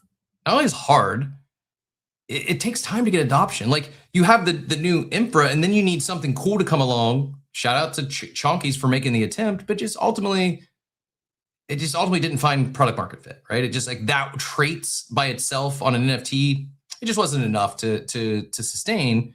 But now we're seeing it pop off years later that, to your point, the creators probably never envisioned tokenized stocks because when they created it, tokenized stocks weren't even a thing. So what like that's where like I'd encourage all of you, like be a little open-minded to when we're in this space of technology that's changing more rapidly than any time in my lifetime. Like as someone who grew up during not just the .com boom, but built up my professional career in the phone business before smartphones were a thing. Well, and then during the smartphone craziness, it changes so fast.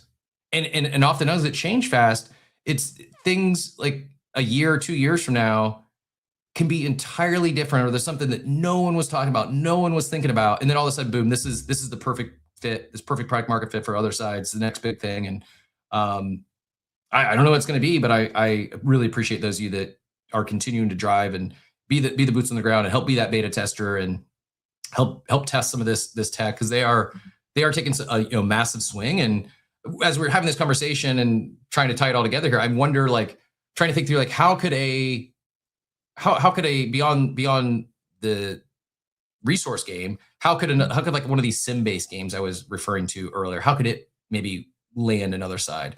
Maybe it is something like MPL and a soccer game on the pitch, and that you're playing in there as opposed to some native soccer game platform.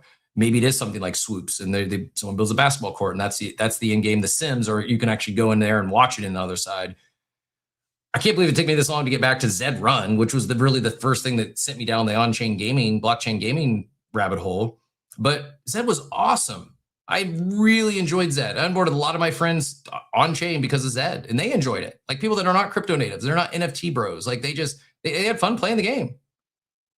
And I think I don't, like, there's really those many misses or maybe mistakes made along the way, things they might have done differently. I think a common theme with a lot of these games is no one really has yet to nail, like, tokenomics. And putting it on chain is one thing for assets, like to own your player, to own your traits, to own your rewards, to own your accomplishments. Like, that's one thing. And that makes a lot of sense. I think where a lot have struggled is when they introduce a token, or even if they don't introduce a fungible token, when the NFTs get so, you price out the people who are actually going to play the game. I'm not saying everything needs to be free to play, but it's been an ongoing challenge time and time again, where this thing's awesome. It's people are loving it. They're having a lot of fun. They're breeding and selling their those babies, and they're making money, and they're making money racing. And then it just gets to a point where it's you got to be a whale to compete. Very difficult. Not only, it's like, so gaming is hard. Yes. I think even you add another layer of complexity when you introduce the tokenomics or the financial, which is a natural fit with crypto and on chain. It's just, it's makes it much more complex. And I'm not sure if anyone's nailed that yet. I think that'll be a big part to a sustainable on-chain game. I do think we'll get an on-chain game second season. I don't think it's right now, but it could happen soon. Maybe that's part of what we see coming out of this. I would love to see your video feed going straight into your deed. And instead of looking at Cap, we do IRL, we're looking at Cap to Ape on the deed, live coffee with Captain. You know what I'm saying? Like, in the near future. And I think that that's all very, very possible. You know what I mean? Like, the tech exists. It's about experience, you know? Yeah. And how do we take this IRL experience and put it in the digital format? And I think that, like, there's a lot of, like, commonalities in between them. Like, that's like an low hanging fruit type of situation. You know what I mean? But it also gives life to your deed and what you whether you part of the resource game or not. Like, imagine people are out there doing the resource things and they're passing by, and, like, Coffee with Captain is live that day, and they see, and you have such a classic ape too. You know what I mean, with the space. It looks fire on the other side too. I can't wait till I'm running by that screen, and you're doing Coffee with Captain live, because I feel like that's part of that future that we're walking into. I like my ape in other side. Believe it or not, I'm a fan of it. It's too fly. Jaybird adds, what if you could build up your other deed like Command and Conquer Sim style city-ish, could be attacked, you have to defend it? Cool. Also, yeah, like a like tower. You absolutely can. If you come and build it and put the blueprints, all of that stuff is possible now with ODK 10. Like, all of that stuff it's just that, it's gonna take a little bit of learning, but you can get started now with Game Dev Camp. So if someone's listening and they're like, I want to build this, I want to build something in other side, what is the next steps? Who do they reach out to? What does that look like to get the SDK or ODK? Well, like, if they have experience and stuff like that, reaching out to Tropical. Okay. Tropical Creative. You know, yep. If they want to, if they're curious about it, they want to learn and they want to get involved. Going and watching the previous game dev camps, which is really good, easy to follow along with. He explains everything, and he kind of takes you through the core fundamentals of Unreal, which is the key foundation behind the ODK is Unreal Engine. So, you know, this is, you know, you're starting to see the developer community form and people who were never even interested in this, like, start to be interested in game dev and create experiences. Like TJ, the creator, created a cool, like, you know, 80s like vibes and synth driving simulator and stuff like that. Like, you know, somebody who never touched Unreal 4 weeks ago just created a driving simulator on Unreal. That's pretty cool. That's pretty awesome. And this is what I'm saying. This is what brings me back to being very bullish on the platform long term. It's still a lot needs to click, but that wasn't possible a few years ago. Like, you would have to hire someone that was an Unreal dev. Like, you wouldn't have been able to vibe code it yourself. Now you can, and therefore it's like no, it wasn't vibe coded. This is not vibe coded, Cap. That's crazy. This is the real deal. Yeah, see, that's another thing that's a little bit of misconception because of like them leaning into, you know, utilizing AI tools and stuff like that. Like in this game dev camp and stuff like that, you're not using or in building an ODK, you're not using any AI tools. You're actually building the game. Like the blueprinting is real. All of it is very real.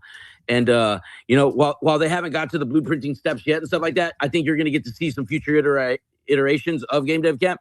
And then also today at 2 p.m. EST is actually the Game Dev Camp today, and it's always live on YouTube. It's the last of the 5 weeks, and they're going to be going over some things because they have a challenge starting with they have like 50 some odd participants in this first round, and they're going to be competing and building out experiences and worlds and environments.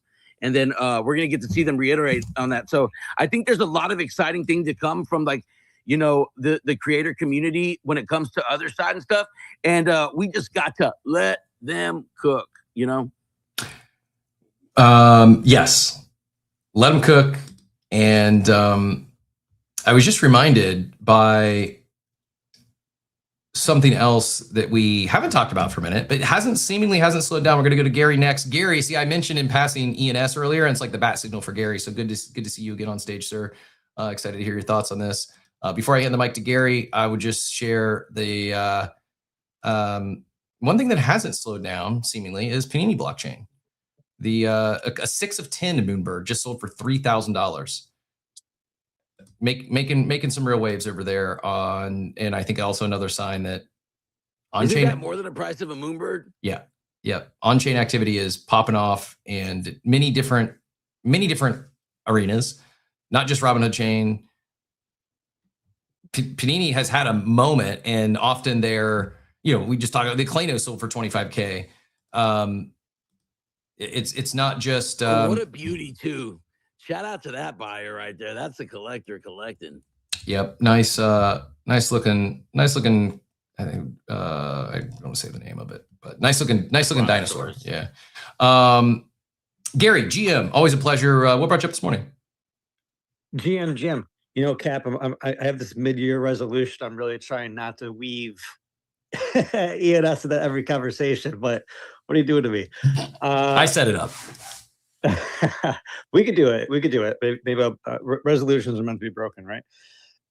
Hey, man, first of all, I just want to say super excited about Ape Fest this year. I love that it's in a smaller tier city. It's going to allow us to do so much more as a community together. I just expect traffic to be better. I expect, you know, prices to be better. And I just expect everything to be better and for us just to connect. And so, yeah, I'm going to be there with ADA.ETH. So I'm looking to connect with more people IRL. You know, I wish I was better connecting with people online, but you know, let it be Ape Fest or VCon or whatever the things that we do. As I'm out here buying VFriend cards on eBay. Yeah, definitely. You know, if you feel so inclined, you know, reach out to me, reach out to ADA.ETH. Let's connect at Ape Fest. Really looking forward to doing that. Same, man. I am. Well, I like to think I connect with a lot of people on this space. I suck at group chats. I suck at DMs. I know I'm making excuses for myself. I also am aware of myself, and I don't, even if I'm going to be in, I don't connect with people nearly as well as I do in person. I'm grateful for this space because it started a lot of those connections that ultimately were, made deeper at things like Ape Fest and other in real life meetups. But yeah, I really enjoy the in real life connection and relationship building, both new friends and old friends. Like, it's just, I feel I'm just much better. Speaking earlier about being present, versus one of 172 group chats, or, I need to get better. I keep saying that, but what I think I am pretty decent at is the in real life connection. So yeah, truly looking forward to it. And when do you get, are you doing like Friday to Sunday? What's your, probably going to do the 3 days, out of Ethan and I together, because we want to make sure that we take it all in. We want to make sure that we enjoy it. It's not just about the pop-up spaces and the merch, but it's just about taking in the city and being available. It's kind of like being an open book, being available for whatever does, come that way, and not just rushing in and rushing out. Especially because it's not, I'm not expecting it to be a crazier, hectic, one of these larger, top tier crazy cities. I'm expecting, to sort of take it easy and, enjoy the people and enjoy the area. Yeah, same. I've been to Charleston before, fan, but I haven't like explored Charleston. I haven't, this will be more of doing that than I've done in the past, but I think I agree with everything you said. I think it'll be a good, just like I think back to like the VCons, and while I didn't make the LA one, I really enjoyed the Minneapolis one, the Indianapolis one. Part of it was because it wasn't New York City. It wasn't Miami. Exactly. Indianapolis was great. Where was the other one? Minneapolis. In the Twin Cities, one of the Twin Cities. Yep. Minneapolis and Indy were the first two. And they were so great because, they weren't crazy cities. I thought it was absolutely a great thing. And I have extra high hopes for Ape Fest this year because of those VCon experiences. Oh wow! And we took over Indy and Minneapolis those VCon years. I just searched, like, the population of Charleston is 160,000 people. Now the MSA, the metro area, is 870,000. So a little, the MSA a little closer to Indy and Minneapolis. But yeah, if we took over Indy and Minneapolis, that's part of the fun. Is like, without even being planned, you might go out to a dinner Friday night in Charleston, and almost inevitably you're going to run into multiple other club members there, if not half the restaurant, or 35%, 45, 50, 75% of the restaurant is taken over by by fellow apes. It's a lot of fun. A lot of people need to not be afraid to say hello to other people. There's a lot of people that don't know how to say hello. Mm-hmm. I've had conversations in the past about how, I'm pro internet and I'm pro tech. I'm big in the tech, and a lot. There's some older gen that said that the internet sort of ruined things because people have more superficial relationships. And my view on the internet, before Web3 and everything, is that the internet allowed more people to connect with more people and have actually more friendships. Yep. And so, it's like people aren't hanging out IRL as much, but what we need is a mix. We need the internet to connect more of us together, because you can live in a big city like New York and not have someone to connect with and whatever it is that you love. But we need to, kind of blend these worlds together. We need IRL plus the internet plus the metaverse. And, I have big hopes for places like the other side. And I don't know, dare I say a little bit of bearishness about the other side, which gets me super excited. I'm a super contrarian. So when everyone's bullish, I'm bearish. When everyone's bearish, I'm bullish.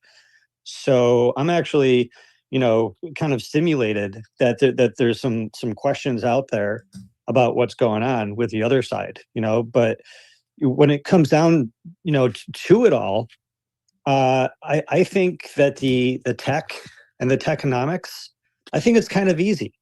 I think there's enough experience in this world, enough smart people that understand the tech and can get the tech done.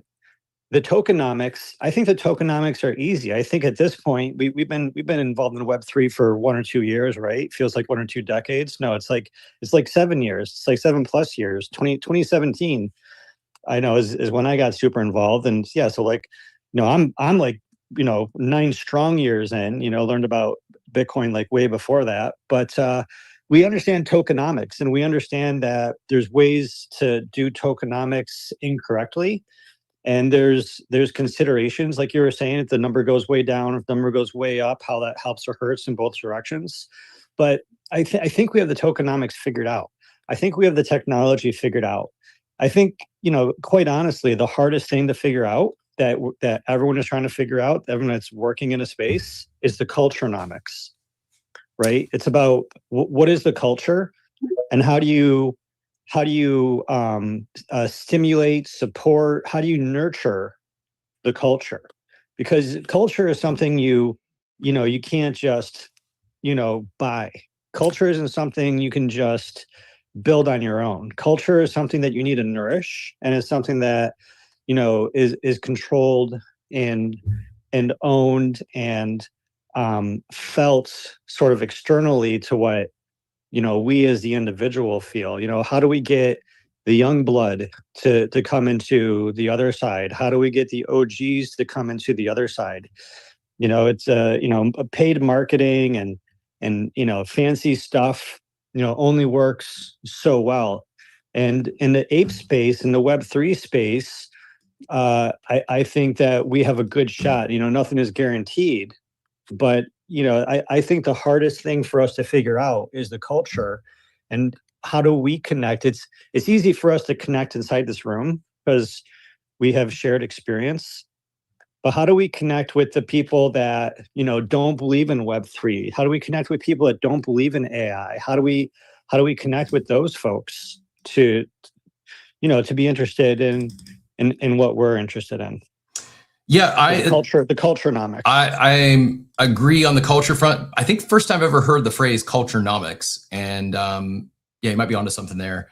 I see we got a wild Illa. It's been a minute. Looking forward to seeing you, and I hope to see you in Charleston here. I just wanted to say one more thing, if I may. Go for it. Yep, you got it.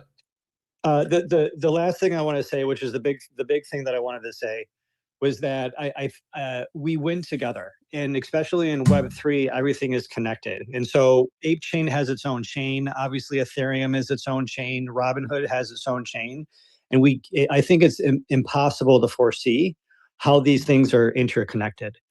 And so Robinhood could do something where it actually feeds into other side, and vice versa. This isn't just Robinhood, just the other side, just ApeCoin. Andreas Antonopoulos talked about this a lot, is that it's a multi-chain, multi-token world. And we all of this technology is connected in ways that it was going to be hard for us to see when it all happens. Yeah, man, I'm here for it and remain extremely long and optimistic the space. And it's exciting while it's, again, no guarantee that it is actually NFT season 2.0 or that it's DeFi summer 2.0 meets NFT season 2.0. I do think it is very much real that there's some real momentum. There's more stuff coming on chain, and hopefully that pulls forward some of this other stuff as well. But exciting time to be here, and I think opportunities. We're setting up well to be a really exciting Ape Fest if things continue. If that take that it is NFT season 2.0 and DeFi summer 2.0 meets each other, could be a very exciting October. Illa, we're running with that, Cap. We're running with it from now until they say it's over. We're running with that. It's definitely going to be exciting. Let's do it. Illa, GM, thoughts on, I don't know how much you caught this morning's conversation, but I want to hand you the mic. Thoughts on anything we hit on or anything else you wanted to cover? If you got any Ape Fest alpha, we wouldn't tell you no. There is definitely some great surprises at Ape Fest. I will say that. Okay. It's going to be one of them years that if you don't go, everyone has FOMO every year, but I feel like this might be one of the years that people have the most FOMO. That's all I can say about that. But for the conversation about the other side, man, you know, a lot of us have been here for a good amount of time.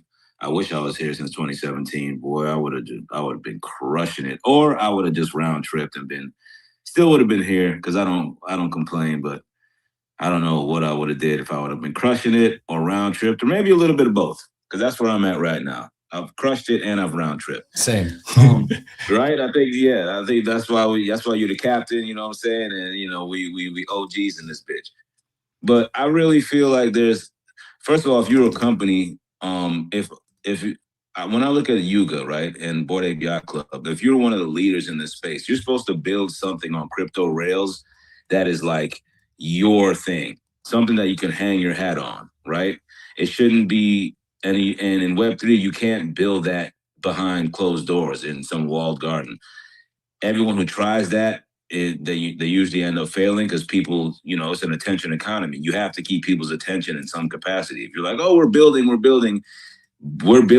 became some marketing jargon that made that term meaningless. You know what I'm saying? So every time you come with something, they take it, the people grift it, and then it becomes meaningless. Even the term we're building, unless you're a true builder and you actually build shit and ship it.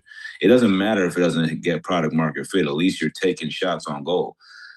So with other side, I remember it was supposed to be opened for the bubbles for like 24 hours. Then it went to 48 hours. Then it went to 72 hours. And Figgy was like, yo, you know what? Every time I go in there, people are in there just gathering and having conversations and having fun. He's like, we're keeping this fucking thing open. And that's when I've always had a lot of respect for Figgy. But I was like, yo, he gets it, man. It's like, yo, if there's 10 people, 50 people, but it'd be like 100+ people every time you go in there when it first when we had it open. And he's like, that's worth it for me. You know what I'm saying? Like, that wasn't the goal, but this is what happens when you build it, they will come. You know, it may be like cliche, but that the proof is in the pudding. So we left it open. Then the next thing you know, people like Mac and those guys, they formed Mac, Honeybee, Hype. They formed the other games just from like, hey, let's go and meet on the other side and do this thing.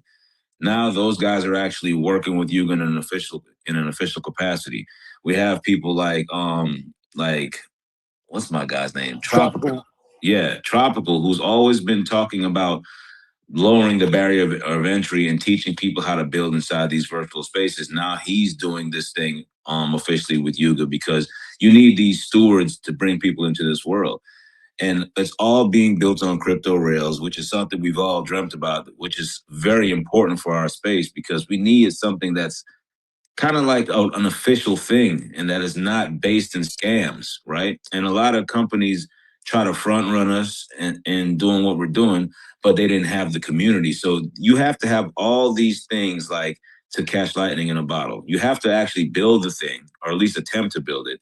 But then you actually have to let people pressure test it, which is a new idea, you know, in business, period. That's why Web3 is amazing, because you're letting people into the kitchen when the saying is not too many chefs in the kitchen. And Web3 is like, all right, we building the kitchen together. We building the restaurant. We building the plane in the sky, literally. So all of that is happening. And then the thing that makes me the most bullish about it, Cap, is the things that are happening outside of this space, the things that are outside of our control. The elephant in the room is AI. And as much as we use AI, you know, to fast track the things that we're doing in other side, AI is going to fundamentally shift the world positively and negatively. Even the people who are building the biggest AI systems, they all have this thing where they talk like this like doomsday thing. They say it with a smile on their face, which is kind of alarming. There's tons of videos with all these guys and they talk about AI. It's like, yeah, it's just going to really just like destroy everyone's job, and people are, you know, it's going to shift the world in so many different ways, and it may actually kill humanity, but it's definitely going to destroy majority of people's jobs. And they say it with a smile on their face. And then people like Elon talk about, you know, well, universal basic income is going to happen. I'm like, damn, like all these things are going to affect our world in such crazy ways. And I feel like that people that are going to have the leg up in this, I don't know, kind of dystopian future are people who are the cypherpunks, the people who have been dabbling in crypto, the people who have been making income and making revenue online in all these there's like, what's it called? All these like brand new spaces, man. I forgot the word. I can't even think right now. It's so early for me. I'm in Central America, man. Forgive me. But I feel like that's the thing that keeps me bullish on the other side more than anything, is that there's going to be a lot of people who are out of a job, and they're going to be trying to find different ways to make income. And if they're all of the kids, Gen Z, Gen Alpha, they're already digitally native. So there's going to be this like convergence of these two groups, these two generations. All these generations are going to converge online. Millennials, boomers, Zoomers, Gen Alpha, because AI is going to fundamentally shift things. And I feel like there's going to be in my dystopian future, like people are going to be in other side building actual experiences that they can monetize, and everything is permissionless. And I feel like when we turn it on all the way, it's going to be 100 different versions of the other games. Some of it, I always say, is going to look like when Dave Chappelle did that going into the internet skit, because it's going to be the 4chan people going to be building crazy shit, because this is all permissionless now. There's going to be those people that build crazy shit. There's going to be the people like Tropical. There's going to be people like Maca. There's going to be people who want to come in and pay people to build sporting things, betting, whatever it is, because once again, it's permissionless. So, and there's going to be a platform where you're actually going to be able to it's all on crypto rails. So you're going to be able to monetize your experiences. I don't think there's something like that currently. And yeah, that's my bullish thing on it. I agree. I don't think there's anything like it at all, exactly as described. My question that I hadn't really thought of until you said that, because you're right, being permissionless and open, like you'll get the good, the bad, and sometimes the ugly. You might get some 4chan stuff, some not safe for work stuff, some potentially not just inappropriate, but it could be illegal stuff. I guess I've assumed in the terms and conditions somewhere that Yuga reserves the right to take something offline or to not show it, or is it entirely open? Is there, like, if someone puts something on there that is not, from porn to illegal? No, they wouldn't. I can say this is like they won't let, like, they're not gonna let any swastikas in, like no racial stuff in, no pornography, no inappropriate things in. Okay. I haven't seen them let any of that stuff in. They don't want to ruin somebody's experience either, or you don't want somebody, like, you know what I'm saying? Yeah. Again, I think I love the approach. I love the openness, the permissionless of it. It got me thinking, like, okay, there can't be risks that come with that as well. And yeah. Anyways, no, I assume there was something there that if things get entirely off the rails, it could be maybe not taken offline or off chain, but could be, unaccessible or hidden from the masses. Is there any thought regarding age gating or not age gating, or is that again back more of a decentralized mindset that we're not going down? If it's even something you comment on today. I think we've always, it's always been 18 and up. Okay. But that's the thing, is like, we all know what happens when something's 18 and up. Everybody, you're still gonna like try to figure a way around the shit, like but because that's what the Roblox, when I had to like keep an eye on my daughter with Roblox, because there was like grown ass men in there like doing a lot of weird shit. And Roblox still, there were so many people just making all these different experiences. And I saw it just opened my eyes to like what the future is, because my daughter, I remember she was like 6 or 7. She got scammed on these headphones that I paid $300 for. And I was like, I was teaching her, like, all right, you have to be careful. Don't trade stuff with people if it's too good to be true, because it's most likely a scam. So then it came back around to where I'm like, all right, you want me to buy, because she gets amazing grades. So I'm like, you want me to buy, she got straight A's. I'm like, you want me to buy you these headphones again? By the time that happened, Cap, she was like, no, I figured out another thing I like to do. Me and my friends, we look and we find the next quote unquote headphone and we buy all of them. And then we own them all. And then we set the price. And I'm like, holy shit. Like, at 7 years old, she figured this shit out. And that's what Roblox is teaching these kids. The stuff that you won't even teach in school: financial literacy, trading, cornering markets. Like, these are the things. That's why I say they're digitally native. So that's the shit that excites me. It's like, okay, if we build this thing, we could speculate. All of us could speculate all about other side as much as we want, because we're kind of jaded. We've been through the peaks and valleys. So our minds are like, we're not gonna go to the furthest reaches in our minds to figure out what to create on this thing. Not everybody, right? We just want, some people are like, I just want to see it done. Some people are like, I don't care about gaming. But it's the people that once it's open and we start to market, because think about it, we haven't even marketed this thing yet. Once we start to market it, because that's the biggest thing in game. A game could be $300,000 to build and $3 million to market. So that's where that war chest comes in. And Figgy's already said it. Like, we haven't even begun to market yet, because we don't want all these people to come in and not have anything to do. So once the floodgates open, that's when the people come in and really build. And people are like, when they look at it for the first time, like, oh shit, damn, I could do anything I want on this? Well, I'm going to do this. Whatever X is, I always say Neo is in the Matrix. And if we build the Matrix, Neo is going to appear. And there's going to be someone who builds something that's fucking insane, and it just takes the fuck off. And once volume goes into anything, look at Robinhood. Robinhood could have came and been a dud, but as soon as volume went into, and thank God it was some apes who brought the volume. When volume comes, people come. I remember arguing with people in the meme coin chats about Pump Fund. They're like, oh, that shit is trash. It's not going to last.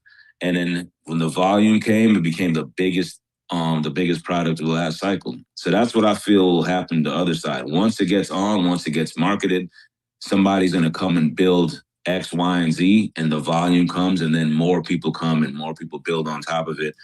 And that's what gets me excited about it. Me too. And also, I looked ahead to the future. I saw the future, and it's going to make my day when we hit that point just described. And we all, like, there's people writing threads attacking the 7-year-olds, like Illa's kid and her friends, that are rinsing everyone else on the other side because they're ahead of us in this Roblox resource game. That's actually the strategy game. Like, there's going to be some Anon that comes in and is like number one on the leaderboard for the resource game, and come to find out it's Illa's 7-year-old.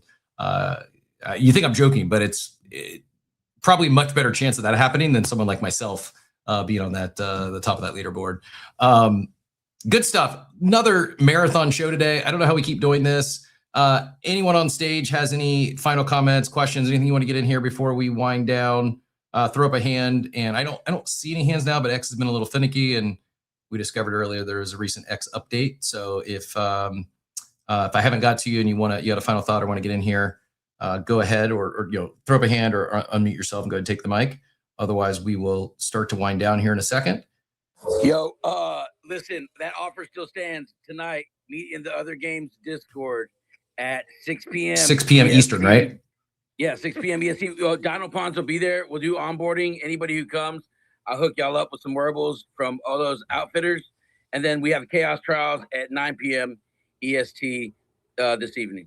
Awesome. Now, appreciate you sharing again. Truly appreciate you, the boots on the ground, Machiavelli, and I think other side, the ape ecosystem is fortunate to have you. And you can't. I guess you can fake that passion, but I've known you long enough to know it's very genuine, and I am I'm excited for you. I'm excited for. I hope that gets you pumped up here in the look ahead from the look ahead at what's to come.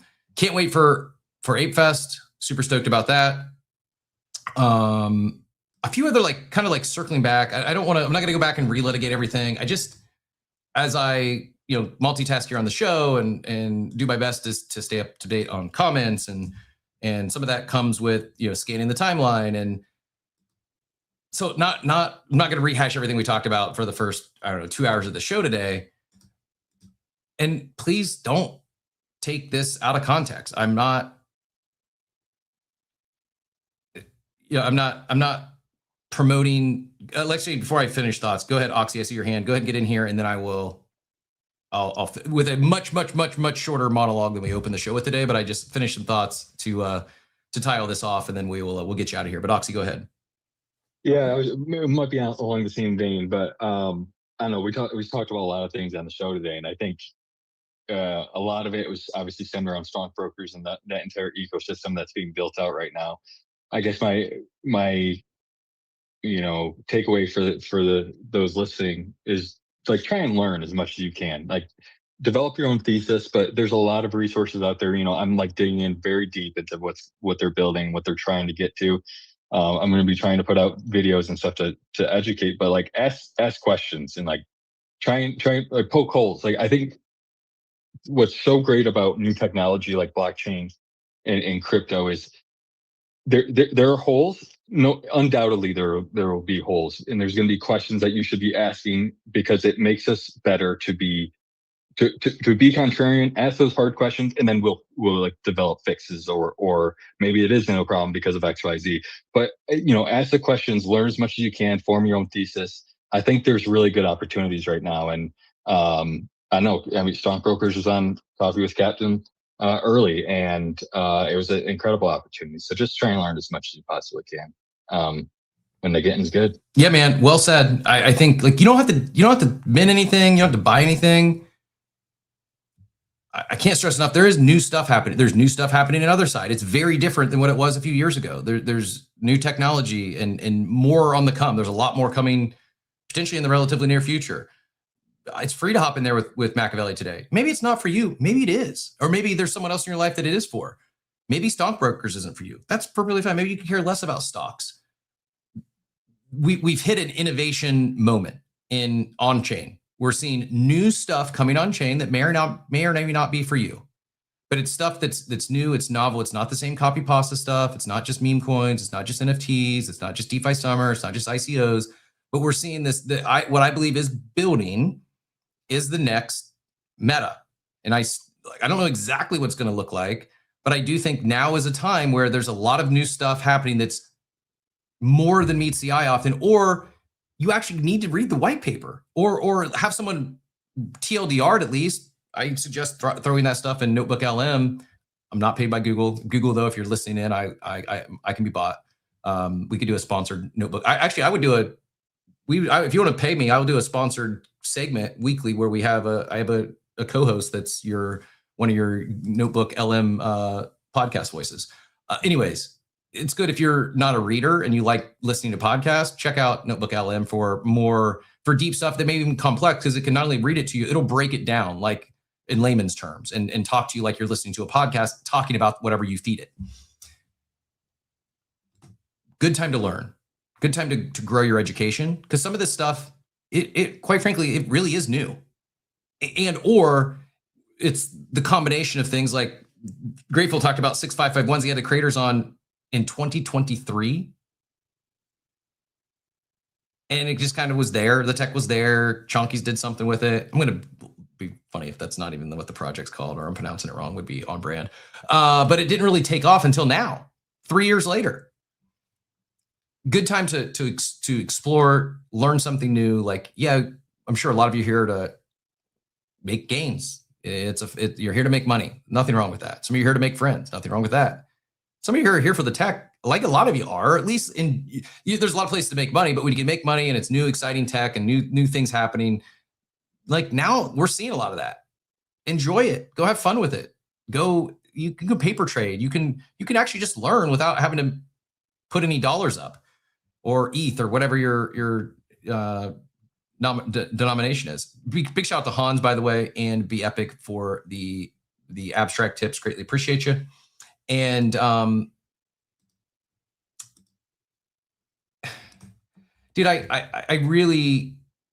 gonna kind of rapid fire a few takes that I've seen on the timeline since to button up how we started the show. I say this disclaimering, I am not defending Cole's prior actions from apparently 2019 to 2021.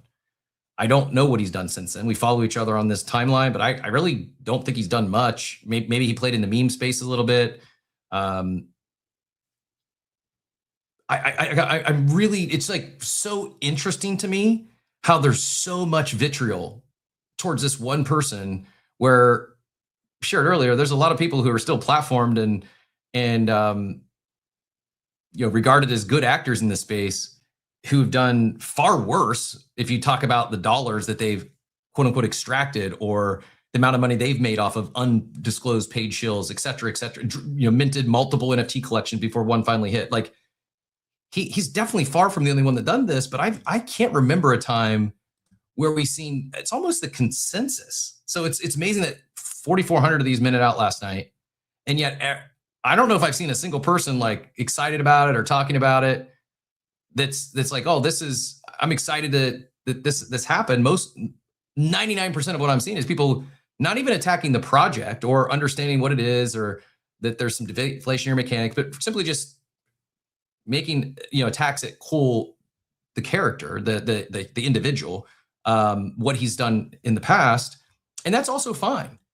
But some of this is just like, and maybe it's engagement farming. I guess that's the other thing I'll say, because I also like these people I'm sharing too. So this is not a shot at Craig. I like Craig, nothing against Craig, but it's like, this got 16,000 views, 200 likes, and more so than the take, all the comments are like agreeing with me. I can't believe this. It's like, oh, look, another builder draining 1 million in liquidity out of NFTs. When will we stop learning to funding scammers? No wonder people hate NFTs, zero with haste.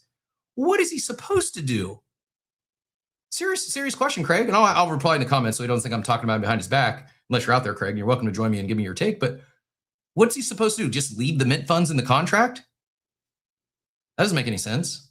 No, hey, maybe he's sending this all to his, because it looks like it's going to hit a Spirit Hoodie wallet, which would make sense.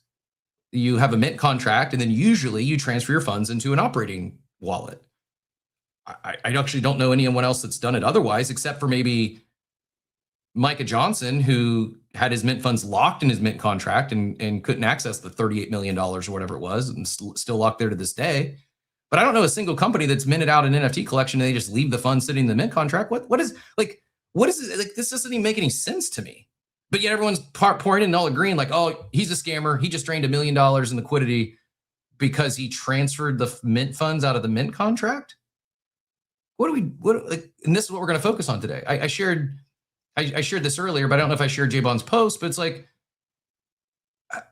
how does any of this make him actually, this is a different post, but I think the prior one, the second one on this today, and hey, J-Bon's good at engagement. He understands the game. So do you, I'm not hating on the game. This very well could just be, he knows that people are going to highly engage this. And so, but like he called him a serial con artist. It's pretty aggressive. Here's another one, invested 775,000. It's actually 1.2 million. To keep I don't know, like the facts get in the way of a good story, but people invested 775,000 in a scammer with multiple criminal records. I don't believe Cole has any criminal record. I could be wrong, but I mean, could someone come after him for undisclosed paid promotion and from 2021? Maybe. If so, there's going to be a lot of KOLs freaking out on this app. But I really, maybe, did he did things that some people consider criminal? Maybe, but again, serial con artist, criminal record, pretty extreme stuff. That's, and same thing, 40,000 views, 384 likes. Everyone in the comments is pouring on this. Screw this guy, this scammer, this criminal. Like, really? We're gonna take this hard of a stance with someone because they minted out a collection over some of the other people that we just brushed off and let them get away with. Like, people are talking worse about Cole today than they were about Hayden Davis when the guy extracted, I don't know, $200 million. And yet we're gonna focus on Cole as the criminal we all need to go after. Manny says, Cole Vermillion was called out by Zach in 2021 for his drop shipping business, undisclosed shills, and NFT giveaways. I agree. I don't condone any of that activity. And maybe Cole would do the same thing again today. I doubt it, but I'm not going to hold a failed drop shipping business against, at the time, I think he was 17. Like, I've had businesses fail. I would imagine that not only do a lot of startups fail, most teenagers' businesses fail. Did they get some bad customer reviews? Probably. Did he do undisclosed shows? Yeah, and he owned up to that. Said he missed, it was a mistake. He shouldn't have done it, and he would never do it again. You can believe him or not believe him. Did he do an NFT giveaway that didn't find the owner? I don't know. Apparently, in 2021. And I'm not saying support people like this. I'm just saying, like, we can't control that. We can control what we meant, where we put our money. We can't control how other people act. And so we could spend the rest of the day today going in and rage typing and commenting and building our own threads and pouring on all these attacks at Cole. Maybe it's deserved. I just think if this is deserved, there's a lot of others that we should be calling out and holding to the same standards. Or you could spend the rest of the day, instead of focusing on people who you don't like, or they have questionable backgrounds, or you think they're actually, I think what I would, if we're going to call names, and I think more so than a rugger or a criminal, Tut calls him a grifter. That may be fair. Maybe he took the 1.2 million and nothing ever goes into the business and the Discord gets shut down tomorrow. It's possible. It's in the range of outcomes. I doubt he does that, but it's possible. I don't know. I never talked to Cole about this. I don't know what his plans are other than what's public. But Tut says the uncomfortable truth about crypto is our ethical bar is extremely low when it comes to money-making opportunities. This is true for 99% of the space, including you. Stop pretending we're above it. The market has proven over and over that we'll happily hand a known grifter 1 million for the opportunity to make money. Never going to change. If you don't like it about the space, you're never going to be happy here. I will agree and disagree. I think that the space can change. I don't think this is indicative of everyone here. I don't know if it's true for 99% of the space. And there's like 4,400 mentors. It's 4,400 people. There's a lot more than 4,400 people in this space.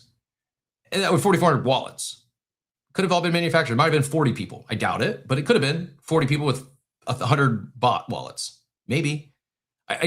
I think we're getting way too bent out of shape over one individual and one collection that minted out, and we're letting it. We're losing sight of the forest through the trees. Is that the right to put? However you say that phrase. We are. There's a lot of focus today on a time where I do think we're the top of the first inning, really exciting stuff. And it makes me sad that not only are so many people are focused on this today, because what they say, no press is bad press. The guy's getting a heck of a lot of free press this morning.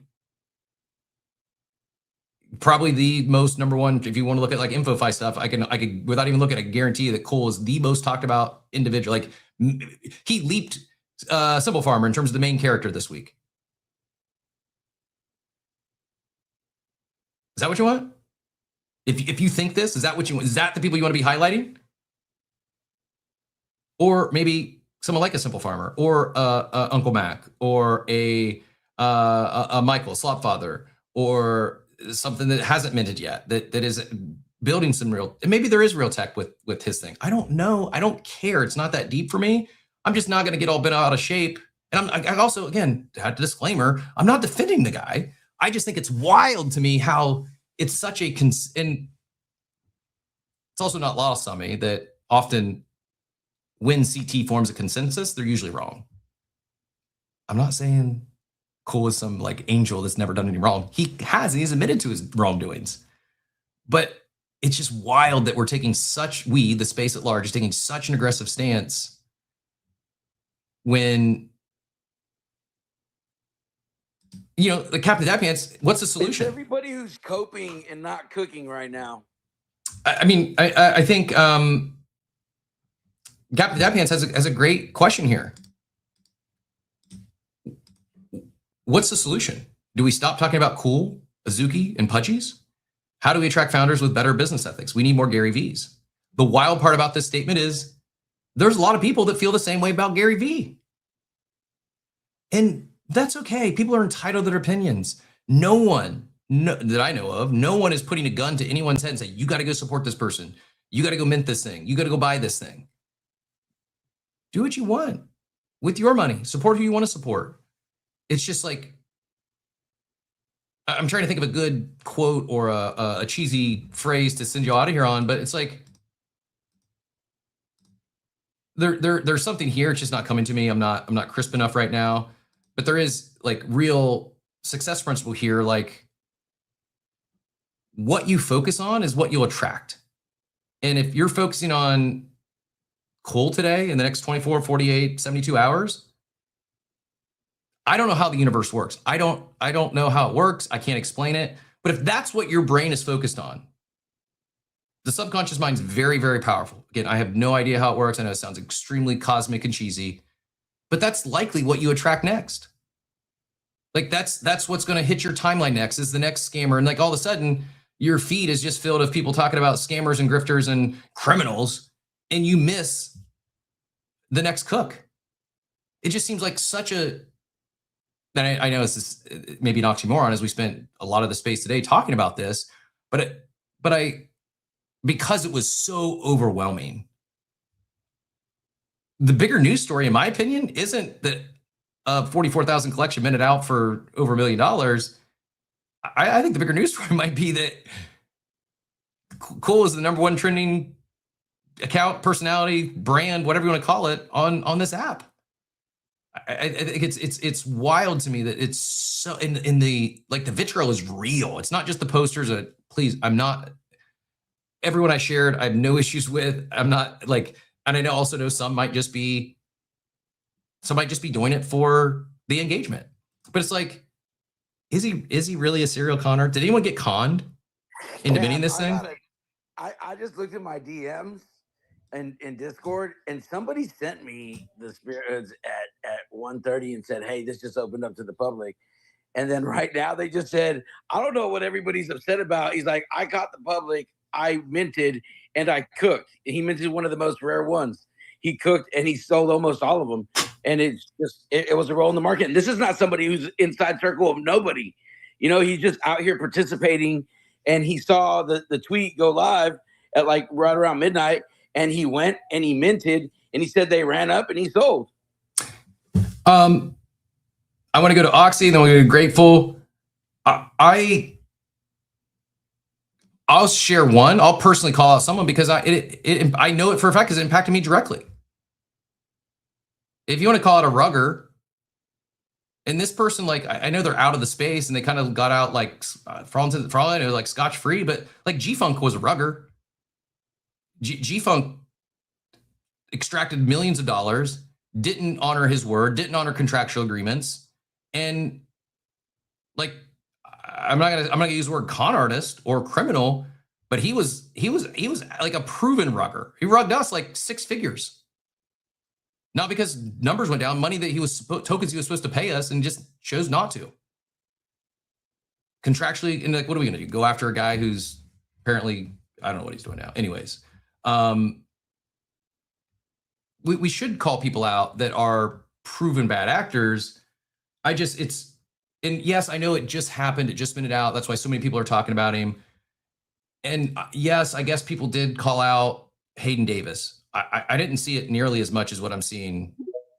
And to put it in perspective, Hayden extracted like a literal rug, hundreds of millions of dollars.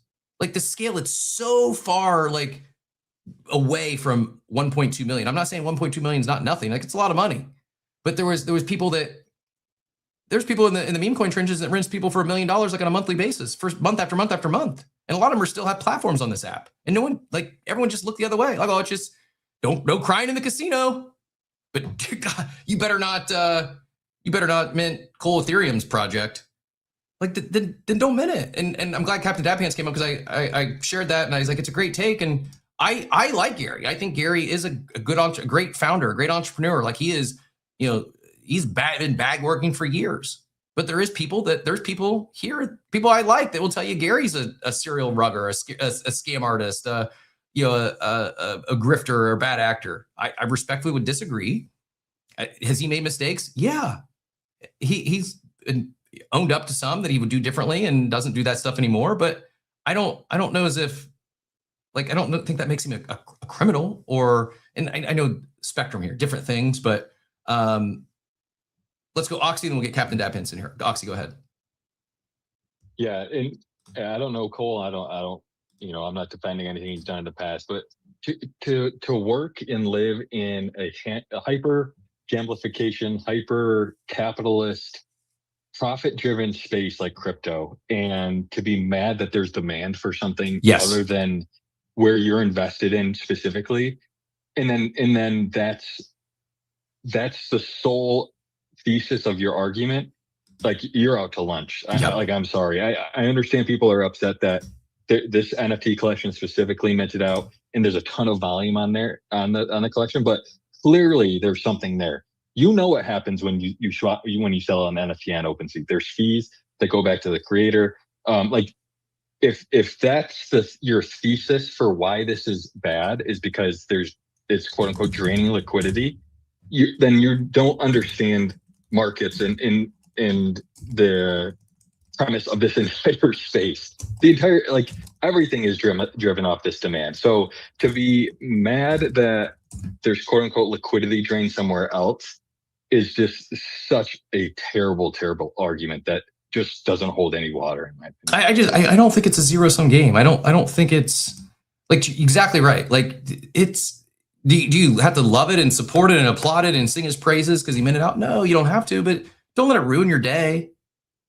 There's a lot, just on Robinhood chain alone, there's another $500 million of liquidity over there. The chain's not going to zero because one person had a 7-figure mint. And maybe some of you that turns off on the space at large, but dude, that's also real life. The difference is we can see it here. Because you know what? Someone has they have a startup business and they launch they sell some products. Maybe it's a physical collectible. Maybe it's some merch, and they generate $1 million in sales. They're probably going to transfer it to their bank account. They're probably going to use the money. Some will put it all back into the business and work to grow the business. Others might cash out and run the business on shoestrings. You just don't know. Here you can see it. Captain Dad Pants, appreciate the take, GM. And as you go, I'm going to share the. I saw this chart. I meant to share Sergito's article on this very topic, but this is for the last year, from August 7th to August 7th, the major leading 10K collections. And you can see, Little Pudgy's down 78%, Moonbird 74%, Pudgy's 73%, Doodle's 64%. These are all negative numbers. Suzuki 57, Meebit 649, Mutants 34, Bored Ape Yacht Club 32, CryptoPunks 26, VeeFriends up 18%. The only major collection on this list that's actually up, and they're up double digits, almost 20% in the last year, without dropping a token. This isn't up 18% because people are pricing in some liquidity event. It's a founder that's been working for the business, that's doing what he said he was going to do. Captain Dad Pants, the mic's yours. Yo, thanks, Cap. I appreciate everyone's takes this morning. I didn't have my bingo card, me coming up here and fighting for Gary Vee. But I think he's doing it the right way. I think he onboarded a lot of people, a lot of normies, and onboarded them to Web3 the right way. He followed through with his roadmap. He held these conferences for 3 years, and that platformed a lot of people in Web3, a lot of different artists, and kind of gave them an avenue to Web2 almost. But I think he just followed through with everything that he wanted to do. I thought he was done with his NFT collection after 3 years. I don't know what he's still doing. He must be doing something right because floor price keeps going up.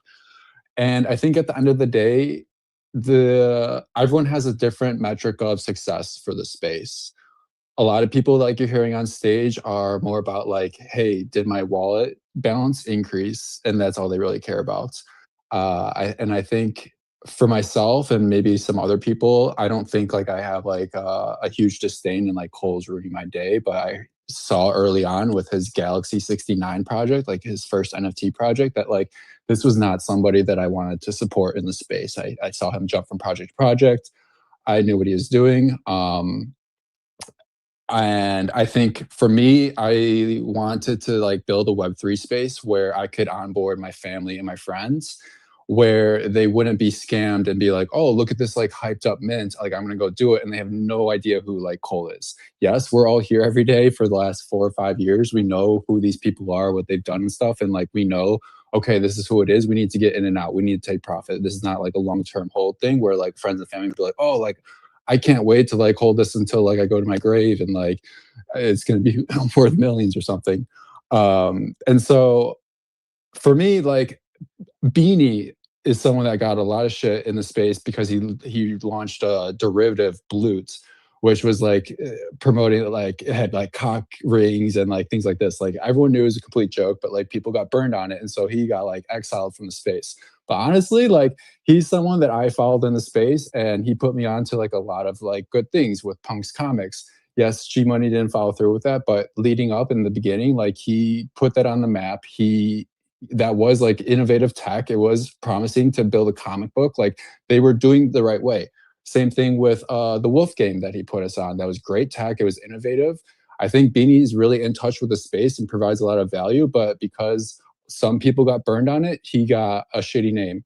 Azuki and some of these other people have a lot of supporters because a lot of people have huge bags for them. And it's not really about the principle of, you know, like business and ethics. At the end of the day, it's just, are my bags going up? Yeah, I mean, it's unfortunate, but there's a lot of truth in that. It's real. I also at the same time, I think good actors, trustworthy people can get rewarded. Sometimes it just takes longer. We talk about the 6551 creators that launched, I think, 3 years ago, and they're just now seeing traction. Simple Farmers taking a few whacks at projects, and ultimately, the Anvil, which has existed for a while, is as front and center of this new project. Timing's different, chain's different. Like I don't know why everything works, but there's a lot of variables, and I do believe good people, trustworthy people, can still win. I also think, to kind of Oxy's point earlier, that it's showing demand, it's showing volume. And I think if we're going to be mad, if you're going to be upset with someone, probably makes a little more sense to be upset with the 4,400 people that spent $1.2 million and sent it Cole's way versus the person who did it himself. Karen says, mad people posting about Cole bagging 1.3 million from his NFT project. Let me just tell you, guys are offering him free marketing.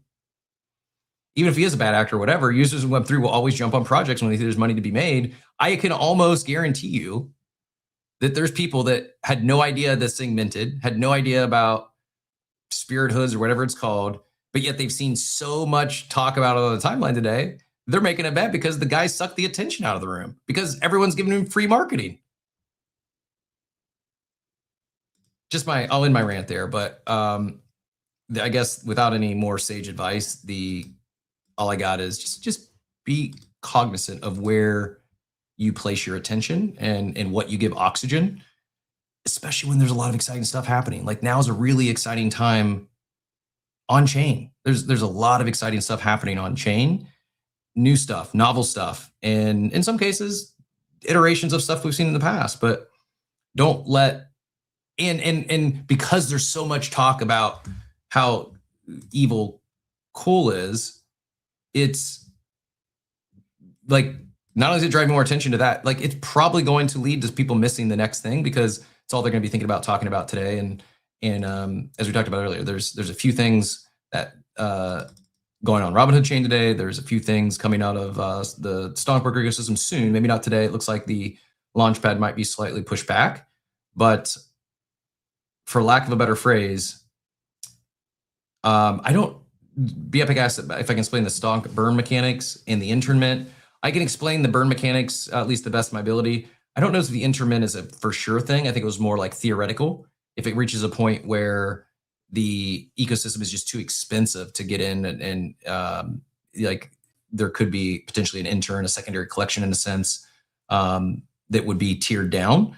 But I don't know if that's a for sure thing happening. I think it was kind of like more of like an ideation thing on a space when someone asked the question. But I will hold the burn mechanics till tomorrow, because we've went maybe our longest show of 2026. Wasn't planning on this. Also, for anyone that was here for, it's called football. Ben had something come up. We're going to take today off. Friday is we're going to give you full go. Tuesdays and Thursdays at 10:30 a.m. Eastern time. I'm going to stick to that because that'll force me to cut off the show at 10:15 and give me at least 2 days a week where we don't have these marathon shows. Somehow my voice hasn't completely gone on me. Rue says the red flags. Maybe the guy's redeeming himself. Up to people to want risk their capital. I do agree they're worse people in the space. They're put on a pedestal for some weird reason. Yeah, I kind of agree. Yeah, red flags, yellow flags. We're gonna call them. There's flags. Maybe he's redeemed himself. Maybe he's not. Maybe he's a changed man and he's grown up a little bit, matured a little bit. Maybe not. I don't know. I do think there's been far worse actors, far more extractive people, and ironically, I see Serpentex is talking reputation and NFTs with Simple Pharma right now.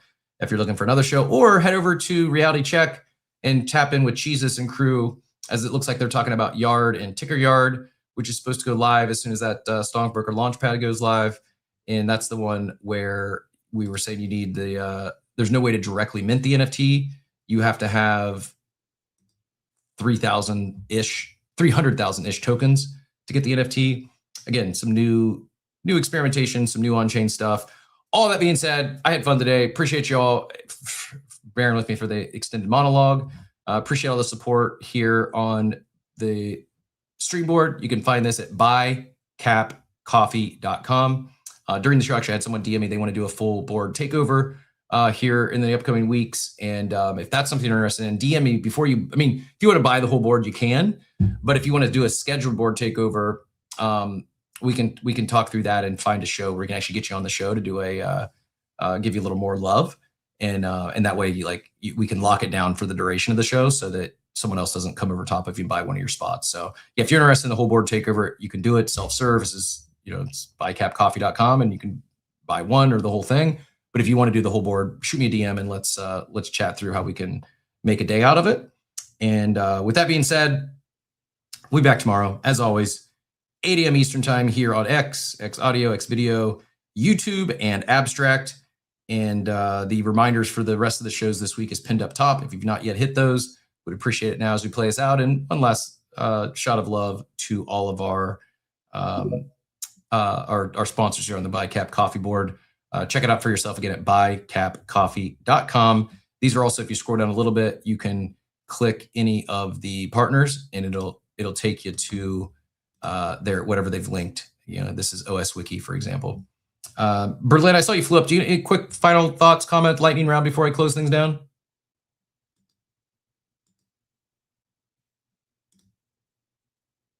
Might have been a misclick. All good. We'll be back tomorrow. Thanks again for your time today. Greatly appreciate it. And I hope you all have a wonderful, wonderful day, everyone.